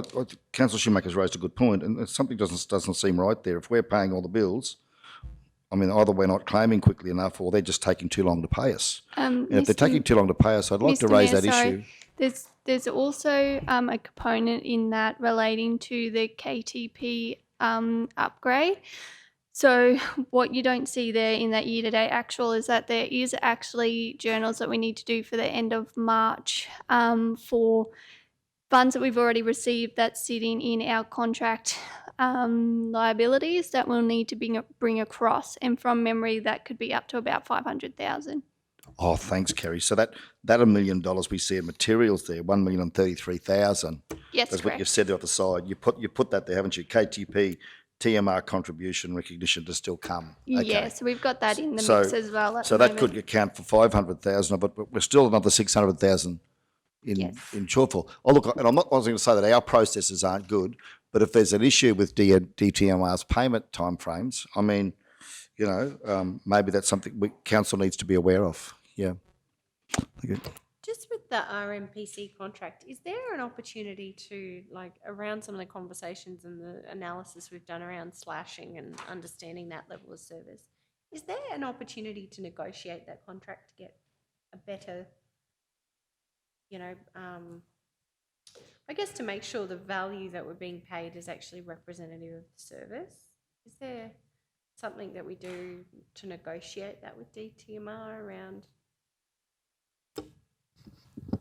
Yep. So every year we essentially negotiate a contract with TMR, and that negotiation looks at the particularly the unit rates that we offer main roads, and that's not always taken as given. If we submit a rate for a particular activity, that they'll typically look around what other councils, what other rates they're receiving, if we're too high or whatever. So there's always a period of negotiation which can sometimes take months in the lead up to the new financial year. Do we do a bit of a desktop in terms of our unit rates and that of other councils to make sure we are sort of benchmark around, you know, what they may be willing to pay other councils? Yes, we do. Yeah, good to hear.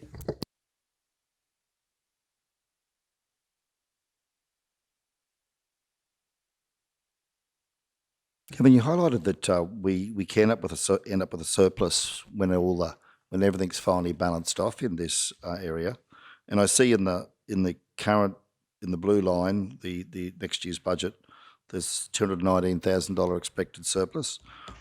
Um, are we expected to acquit that or reconcile that off to zero at some point, or are we allowed to take that money and stick it in the kitty? I suppose is the question. That's very much the value for us is the potential opportunity to make a profit on this type of work. Very much so, Mayor. But we're limited by because right across the state, DTMR can benchmark us all. They do recognise there's got to be something in it. We also carry some risks. There's councils that get some issues that come out of their maintenance, and we know a court case. So, but we probably can't get a lot more than that figure that Kev's indicated there. But they're certainly happy at that level. Yeah, Kev, don't take me the wrong way. I'm not trying to profiteer from DTMR here. I'm actually going the other way in saying I want to make sure that we aren't doing the wrong thing, that we are able to make a profit out of it without breaking any rules here. That we don't have to acquit that off to the $1. But what I would like to say is maybe, and I mean this goes against my philosophy of reducing deficits, but I do, and I raised this before. I do still feel, and Councillor Shoemaker raised the slashing point, that when I drive around neighbouring councils, that the slashing that we're doing is not at the standard that I'm seeing in Gympie. Now, I drove down the Bennett Highway the other day, and it was beautifully slashed. Around the guidepost was all, I don't know if they'd whippersnipped or they'd sprayed, and then I come across the boundary when I turned left to go up to Moffordale, and ours was this high. I drove to the Proston Show this year and took my car off the road. I got a Prado. You couldn't see the top of my Prado because the grass on the side of the road was 6 foot high, 7 foot high. That's a risk for us, Jed. It's three. It was clearly, at least double intervention level. Now, I'm wondering whether we do again need to review this and say, well, if we're making $200,000 profit out of DTMR, should we be looking at actually lifting the service level on our state, on the slashing that we do on our highways and our state roads? And again, it's a matter for council, but I'd like to see us continue to look at that because I do feel, and I know not everyone agrees with me, but when I drive to Somerset, when I drive to Esk, or when I drive to Gympie, or when I drive up to Gayndah, I'm sorry, but I just, for some reason, I can't help but noticing that there seems to be a more regular program of slashing happening there. And I'm not being critical of the work that our staff are doing, don't be wrong. I know we've got 4 crews and they do a great job, but I do wonder whether it's a resourcing issue that council does need to address. And if we've got that $200,000 profit there, I just wonder if we can flag that for consideration, Kev, as part of this budget process. So I'd like to support not wanting to make a decision, just flag it and bring that back when we've got all the councils here to consider that in our budget deliberations. Yeah. Thank you, because I'd like to, on that, just even when you come out of rural and heading towards Kingaroy, that must surely be past intervention level. It's been like that for months and months. The grass is just so high. You could, if Mayor Otto stood in it, you wouldn't be able to see the top of his head. Like, it's very high around that corner, and I'm just thinking, I agree. I think we need to look at that to see if we could use that money on on our main roads to do another round of slashing. Yeah, I mean, philosophically, it's a matter for council that, if we're getting 2.8 million from main roads and we're only spending 2.6 and we're profiteering from the other 200, is there expectation from main roads that for our residents, we will deliver $2.8 million worth of value or $2.8 million worth of work? I think that's a discussion I'd like to see us as a council have. Yeah. I actually think that's a really good point that you make, and I'm mindful that maybe to do, another round or something might not be feasible, but if there are problem areas or areas that we need to target because of the weather conditions that could improve the level of service, but doesn't necessarily cost council because we're being compensated we're making money off the DTMR contract. I would be keen to understand that a little bit better. Think, and I agree that, I'm not necessarily saying that we just do a third round, because arbitrarily, that we might be that you guys come back and say, look, on the state network, we've got $200,000 surplus. There are these key roads that we think you should intervene on a third time, or whatever, or at a particular time, in response to weather conditions or something like that. I think if we can have an arrangement where we can open up that scope, Kevin, for you to bring that back to council and say, yes, it's going to be a budget revision, but the money's there from DTMR. We've got a targeted approach that is strategic and based on evidence, not just broadly slashing roads that don't need it. Yeah. Thanks very much, Mayor. And that's a really interesting discussion. My beard is grey enough and my hair is light enough to know when RMPC commenced, and it was always an understanding that surplus that we ended up, we would invest back to the benefit of our community. So, of course, it's up to council how you wish to do that. Personally, I'd like to lobby them to give us more money for slashing and a higher level of service on their network and keep that $200,000 and spend it on ours. But that's the ideal, but we take on notice your point. We know council's sensitivity towards it. We should press through our RMPC negotiations, which we do annually, to seek to express that we think we're on the pointy end of the pineapple in relationship to that particular activity, and try and weasel a bit more out of them, I think, and still keep their 200,000, Mayor. But on top of that, so want best of both worlds, but certainly clearly got your message there. Mayor and Council, I think that takes us pretty much to the end, Kevin, of the budget items. We've got some work to do with our colleagues. I would like, if it's possible, we will come back, because, and I know I've reached the Mayor's tolerance in relationship to the arm wrestle today, but we need to give Council more knowledge so that you can make a decision in your budget. So we will come back with answers to those questions. If we can have more certainty in those big numbers, I'm going to be focused on. I'll pass that through to the guys. So that capitalisation figure that will come back, and those consultant costs, this road maintenance area, and how we can offset in a rolling program our current year budgets, what we can do in that space, and try and maintain our same service levels. So we'll come back with more information for you in June. Thanks, Jed. That's great. And so we have this item. We've got a couple of motions here to deal with, and then I would like to consider formalising council's conversation today into a resolution based on particularly the issues that Councillor Shoemaker's raised in relation to our maintenance and our flood issues and so forth. So we might address that once we get through these ones. But the first one is that the committee received the proposed 22-23 draft budget for the Infrastructure Department, excluding water and wastewater, and provide guidance for inclusion in the continued preparation of the full South Burnett Regional Council 22-23 annual budget as amended. So we're happy to move with that one. So do we have a mover for that? Councillor Henson, thank you. Seconder? Councillor, any seconder? Councillor Duff, thank you. Speakers, those in favour? Carried unanimously. Thank you all. The second one that we've been doing with other departments is that a report be brought back to the Budget Setting Committee to detail the potential savings as discussed in the salary component of the Infrastructure Department's budget, and that this process be extended to all departments in this current budget deliberation cycle. Do we have a mover? Councillor Duff. Seconder? Councillor Henson. Those in favour? Carried unanimously. Thank you all. And then before we go to further discussion on the roads budget, Councillor Duff, you've got a motion you've given Bree there. Would you like to address that? Yeah, Thank you. yes, Mr Mayor, that a report be brought back to the Budget Standing Committee to detail the potential savings as discussed in the White Fleet component of the Infrastructure Department budget, and that the process be extended to all departments in this current budget deliberation cycle. Thank you, Mr Mayor. Thank you. Okay. Is anyone seconder? Do we have a seconder? A seconder for that? Yep. Councillor Shoemaker seconded. So we might. Did you want to speak to that first, Councillor Duff, and then we'll go to other councillors? I think, Mr Mayor, I just think that when you compare us with some of the other councils of similar size, and I know that you did an exercise and sent it out in an email, that there was there's other councils that got 60 white vehicles, whereas our council, similar sized council with 60 white vehicles, now council's got down now to 100. So that I think there's you know, if you look at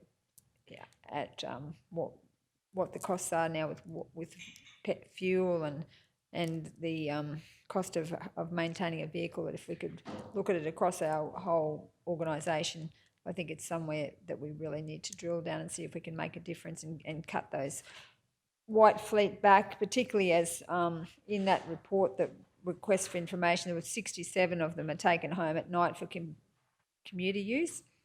So I just think that we really need to look at that and see if we can make some reductions. Thank you. Okay, further speakers? Councillor Schumacher.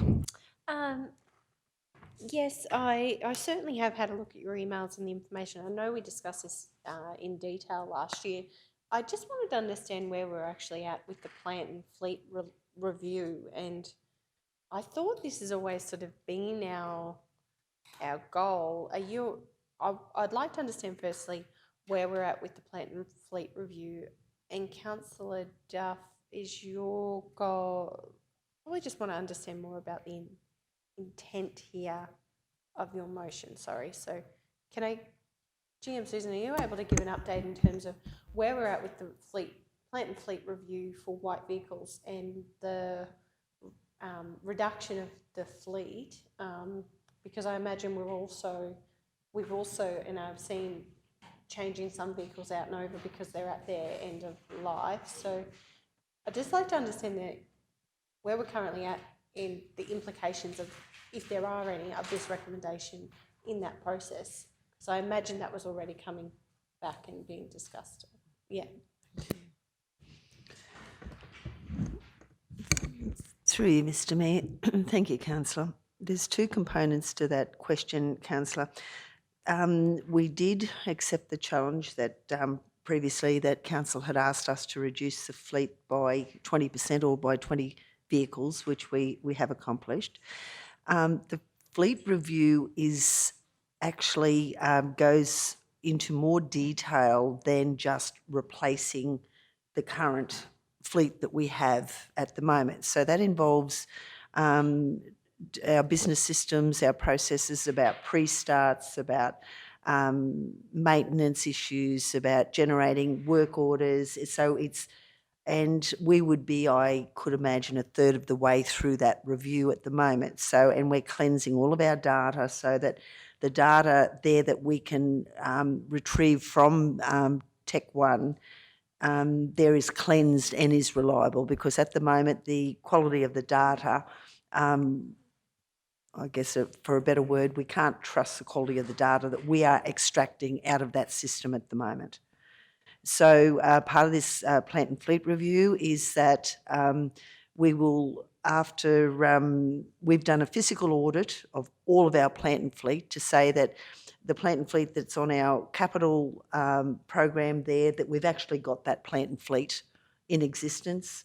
We've even gone down to floating plant and loose tool to be identifying what we have there as well. So that will all be analysed, and part of the new configuration for electronic servicing reports, bookings, that will be configured at the end of our mapping of all of our processes. So we would probably, I'd say, be a third of the way through that actual.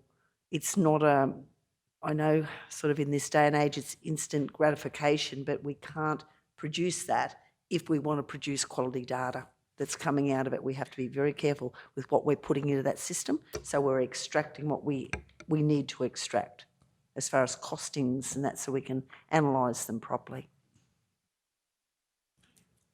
Councillor Henshaw. Thank you, Mr Mayor. Yeah, just a question, Manager Jarvis. Roughly how long would that take you if you're a third of the way through now? Thank you. Through you, Mr Mayor. Hopefully, Councillor, we will have that done by the end of the next maybe 6 months. Give me 8 months, because the legwork and the time-consuming part, I believe that we've addressed that. That's why it's taken so long there, so that once we reconfigure and do that give the information to the technicians to reconfigure it, and that's the easy part of it. So it's just the gathering of the information and the cleansing of the information or the data. That's what's been taken the biggest amount of time. Thank you, Manager Jarvis. Just one thing I'm very mindful of with this white fleet, and last year we made some serious cutbacks on fleet with 20%/20 vehicles.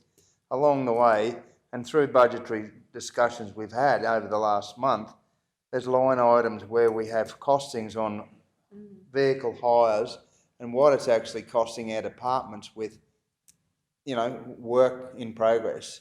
So I think there's a serious, needs to be a serious conversation had as to the savings that are had, or possibly that are had, as to what are the costings that have been implemented as well. Because when we go through our budgetary talks, we see in line items vehicles, and they may be in-house, but there's still a costing there that's being accounted for. So, and at what detriment to our departments with these white fleet is it costing those departments as well? With serviceability, like we hear of having to wait for staff to get picked up or vehicles not available because they're booked out in other departments. I mean, we want to be very, very mindful where we go with this, and I'd like to see some comparisons there. It's all right to say potential savings, but I would also like to see the potential costings that what these white fleet have done to the organisation as well. Councillor Schumacher. Yes, thank you, Mr. Mayor. Thank you for the context as to where we're at with the review. I know last year we did set that challenge to reduce by 20 vehicles, and that was tricky because there were a number of implications, and some of those were long-term employee processes through as to why vehicles had been allocated. I probably want to understand, has that work actually continued? Like, are we actually looking at every single vehicle that we've got through? I understand the cleansing of the data, and from the discussions we've had in our budget, I know each department is kind of looking at their vehicle use and what they really need and budgeting for that. Has the work to actually continue reducing vehicles, is that continuing as we progress through this plant and fleet review, or has it stopped now that we've met that target of 20 odd vehicles? Thank you. Through you, Mr. Mayor. It is a continuous, like it's a quality assurance, it's a continuous review and continual improvement. So there's, I guess, maybe a little bit of context around, or to frame it up a little bit better for council to understand, is that there's two issues I see coming through here. Is that there's the commuter use that council, I believe, is very sensitive to, and there's also how many white fleet that we do have. So part of the review as well is we have received data, detailed data from other councils. We are doing comparisons with other councils as far as their white fleet, their component of white fleet to do with their budget. But then you've also got to be very careful, because we also, even though we may have similar size councils with their white plant, their white fleet, they may not, as an example, they may not deliver water services like we do. So you've got to be very careful that you're comparing apples with apples there as well.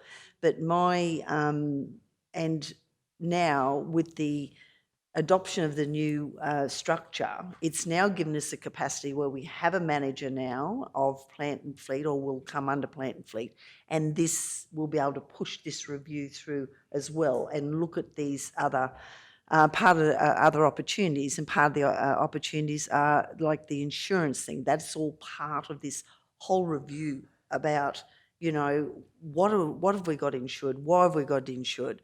What's the difference in our claim ratios and that. So, yeah, it's a whole of organised, or a whole of department review that's going forward. So, and ultimately, there's a lot of industrial relations, things like you're saying, as far as, if I revert back there again to the commuter use, and I don't know the technical term that Beck uses for it, maybe the right of you, Mark, the traditional, sorry. That's it. Customer practice where, industrial relations wise, we just can't go in and take that commuter use from that person. So that's being investigated by PNC as well. So there's a few technicalities there that we're reviewing at the same time. We're also looking at options. It could be, again, in line with council's procurement policy, where do we go out to the local market, to our workshops or our garages and ask for a quote on, do we get all of our white fleet serviced externally? What are the costs? What's associated with the costs of our mechanics servicing our white fleets, as opposed, and I'm not saying this happens, as opposed to our graders sitting down, or our money earning plant sitting down. So all of this is part of this big plant review, where part of that, if we go out for a service and that, do we get priority? That would be part of it.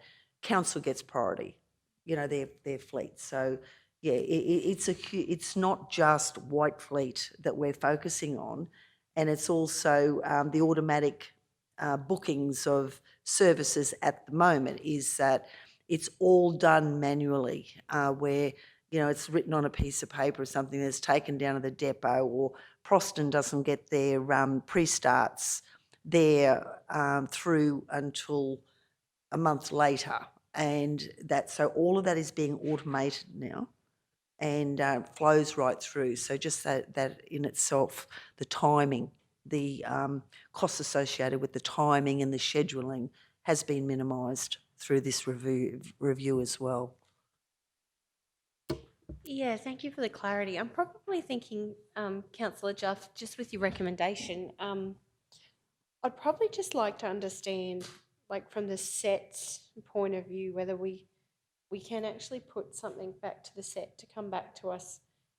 I think every department is reviewing their use of vehicles and their core services and how it correlates. I'm probably thinking, is your actual motion more around trying to understand where we're at with the white fleet, and is there an opportunity to progressively reduce it? Is that, I'm just not sure if we really just want to hone in on one department here, and I'm not sure if savings is actually, yes, of course we're all trying to achieve savings, but are we more trying to understand if there is an opportunity in this financial year to further reduce any more white fleet without impacting on service delivery? And I think that's not going to be associated with one department when you think about the process that's being undertaken. And I think I accept that we might actually become, because we are so advanced in this process, to a position where it's not something we can do right now, but it's something that I think progressively we're working towards. So I'm wondering if you would consider reviewing your recommendation based on the conversation that we had, or if your intent really is just to hone into the infrastructure department budget. Now, Councillor Duff, I know that you presented Bree with some notes. You had a motion, but I think we probably intervened and formalised it into what we see here, so it was consistent with the others. What was, just to answer Councillor Shoemaker's question, I think that probably reflected your intent. What was the motion that you'd presented to Bree and I earlier? Would you like to read that? It might just clarify what is your intent. The first, the one I had was that as part of the budget deliberations for 22-23, Council considers a further reduction to the white fleet where able to do so without impacting adversely on services to the community. That was my original. So does that really reflect what you're wanting to achieve here? Which I think is Councillor Shoemaker's question, what are you wanting to achieve? Yes, I was looking, but this motion that was put forward, the recommendation was put forward, which was tweaked by, I think, General Manager Jed. It does say, and that this process be extended to all departments. All right. Would you prefer that we actually take this out with Councillor Shoemaker's consent? Otherwise, we'll have to vote on this one and insert your original proposed motion to make it clearer for the committee as to what the intent is? Yes, Mr Mayor. Okay. Well, can we get that up on the screen then so that we can, so that the committee can have a look at it? So it's that as part of the budget deliberations for 22, the budget deliberations for 22-23, council considers a further reduction to the white fleet. We're able to do so without impacting adversely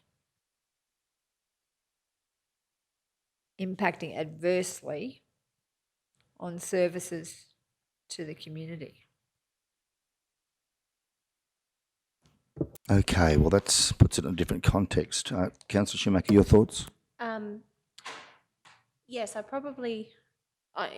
would like to see, rather than council, that the senior executive team considers further reductions and that a report be brought back to council, so that we actually challenge the senior team to have a look at it, and see if that is able to be achieved, and if the response, and then we can address that when the report comes back to council. So it's not up to us to consider whether, I know we'd all like to reduce the white fleet by all means, because of the cost implications, but I'm thinking what we actually really are asking is for our senior executive team to reduce, to consider this proposal and Yes. bring a report back to council. Bree, can you just backspace on council there and put, just for your consideration, councillors, as part of the budget arrangement, the senior executive team considers, so, yep, as is, further reduction to the white fleet. We're able to do so without impacting on service to the community, and a report be brought to a future budget committee meeting. Councillor Duff, are you happy with that? Yes, Mr Mayor. Okay, so mover and seconder, both comfortable with that? Mr CEO, have I broken any rules by taking out the first motion and putting this one in its place? Depends on how you define breaking, Mayor, with the leave of the meeting and the consent of the mover and seconder. So we're just losing the first part and so the mover and seconder, if you wanted to be if the mover and seconder wanted to withdraw the first one with the consent of the meeting and then just move and second the other one, it'd probably look a bit prettier on paper. Okay, so Councillor Duff, are you happy to withdraw your first motion? Not just yet, Bree. First, Councillor Duff, Yes, are you happy yes. to withdraw? Yes, Mr Mayor, I'm happy to withdraw the first one. Okay, Councillor Schumacher as a seconder, happy to withdraw. Yes, Councillor thank Henson, do you object? Not at all on that first one, Mr Mayor. Thank you. I don't object either, Mr CEO. So duly withdrawn. Councillor Duff, you are now moving that motion as presented there, the bottom of the screen.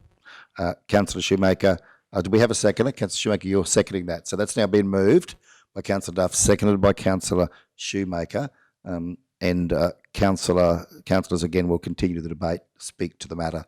Yeah, anything, Mr CEO, thank you. Yeah, thank you. And it's it is wordsmithing a little bit because I'm thinking partly to answer was Councillor Shoemaker's question about is this under constant renewal. Council's resolution on the senior management structure the other day will take effectively 3 vehicles out the fleet.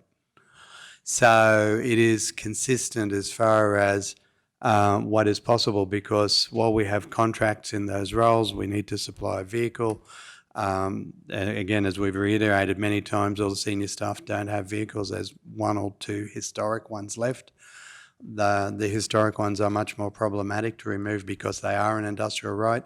So with the current resolution the other day, they are there will be 3 removed out of that process. So they won't be replaced. They'll be just taken out of the system.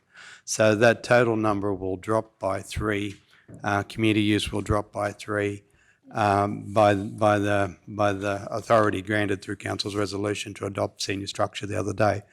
Now, how far can it go? And that's appreciate the opportunity to report back, because there are impacts on services in some areas. Some of the community use, the information we supplied the other day, we tried to capture the ones that we know definitely are on call, because the on call makes sense. There's opportunities where because of people live in their residential home, they drive to a point of work. If we had to put the vehicle in the depot, by the time they drove to that depot because of where they're residential, and you get all those complexities. So long answer short, in the matter of time, yes, it's under constant review. That's just an example. So there's a very easy win for this report.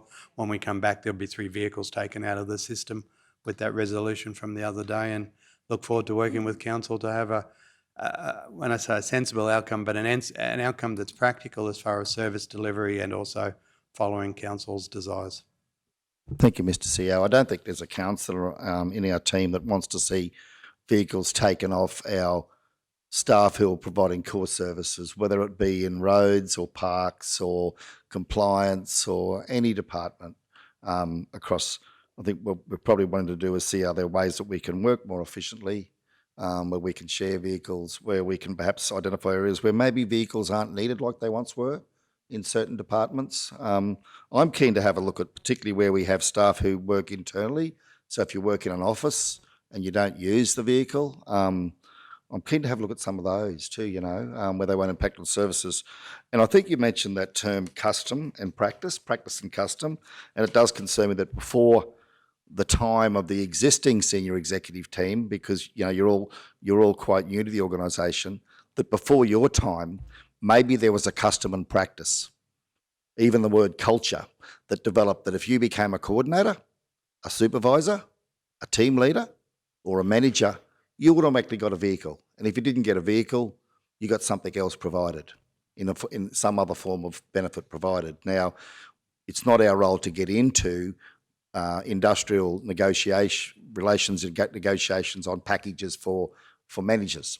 But I'm concerned that perhaps our senior executive team have inherited that, and that's made it challenging for you to deal with some of these issues. But there is 67 community use vehicles here, and probably many of them are needed because they're on call or because they're people who are doing key services, particularly our waste and water guys that probably Southern Downs don't have that, I'd expect. But it is. I look at this list here right now, and I see positions in here that have vehicles to take home, and clearly they've been inherited, probably for some years back. And I think it's time that we keep working on that to try and make sure that we're addressing. But that legacy issue, I think, isn't it? It's a legacy issue, I'd expect, yeah. So, okay. Councillor Shoemaker. Yeah, I definitely just don't. I think it's something that we're in this very much together, and I don't think it's something that we want to take tools away from people that absolutely need them to do their job. But as we're looking, at the budget line by line, it's pretty clear every single department has had increases to their bottom line, and somehow, we're going to have to find ways to be lean into the future. So I really look forward to the set bringing that report back, and I will respect their view as a councillor as well, in terms of what is actually realistic, practical and achievable. As you've said, CEO Mark, I think we are in this together. We've got to find a way to take our council forward without limiting the capacity of our staff. That's not what we're asking you to do. But if there are opportunities, as we do with every other thing in the budget, we need to look at them, because what I mean by that increase to the bottom line is we're all hearing fuel, CPI, wages.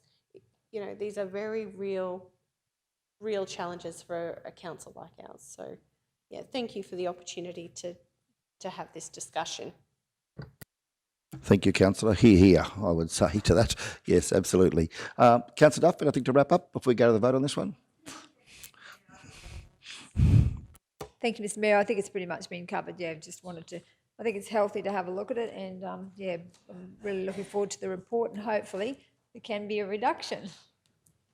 Thanks, Councillor Duff. Let's go to the vote. Those in favour, Carried unanimously. Thank you all. That brings our meeting to a close today. Thanks everyone for. Oh, sorry. sorry. No, hang on. No, it doesn't. Councillor Shoemaker. Yeah. Yes. Look, I've jumped the done- gun. Thank I you. may need a little bit of support here with the wordsmithing, but I've scribbled some notes. Just want to capture the intent of our conversation. So, Bree, just like to move a motion that the infrastructure and finance teams strategize and analyse the maintenance program budget, consider the defect projections and scope to introduce asset renewal works and investigate the flood repair works on our forward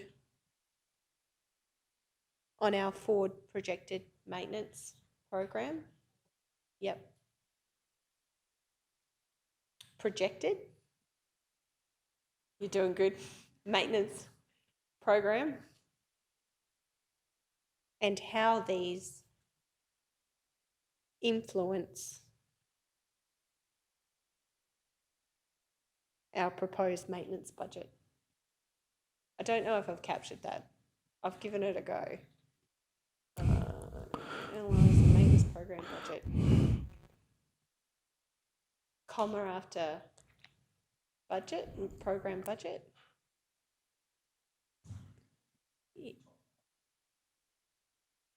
Consider the defect projections and scope to introduce asset renewal works with external funding and investigate the flood repair works on our forward projected maintenance program and how these maybe factors after these, Bree.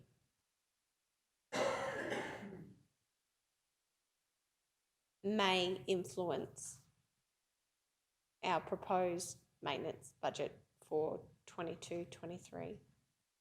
Have I kind of captured what we were talking about? I'm certainly comfortable. I think you have quite well, Councillor Shoemaker, yes. The only thing I would say is just in terms of then council or committee considering that report, should we try and set like a special budget meeting for that, Mr. CEO? Because now that's a fair body of work. That'll take us a couple of hours to work through what you come back with. Do you want to have that as a budget workshop prior to 13 June before we see the whole budget?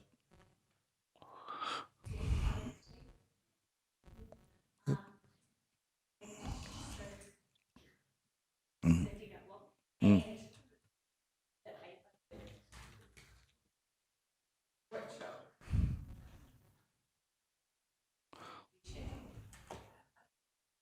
Yeah. Yeah, and if we could do that before the 13th of June, guys, prior to 13th of June, yeah. 13th, sorry, Bree. Yep. Good. Thanks, Councillor Shoemaker. Do we have a seconder? Councillor Duff, did you want to speak to that, Councillor Shoemaker? Are we happy to go to the vote? Thank you. A comment that I think we've had a really good discussion today around how some of these things may influence that bottom line figure. And the intent really is just to, I guess, challenge ourselves to think about how we're currently doing, approaching our maintenance budget, and if there are opportunities to influence some positive outcomes by doing this sort of review. So really appreciate the time and effort the two teams will spend on just, I guess, checking the work that we're doing and the contributing factors of the flood. Like, who really knew we'd have 3 trigger points since November, and you know, really mindful that that is going to put our team under pressure in the year ahead, and whether there are any opportunities to consider that in the broader picture of things. Really do appreciate the work that will be undertaken there. Thank you, Councillor. Okay, shall we go to the vote? Those in favour? Carried unanimously. Thank you all. Now call the meeting to a close at 1:44 p.m. and enjoy everyone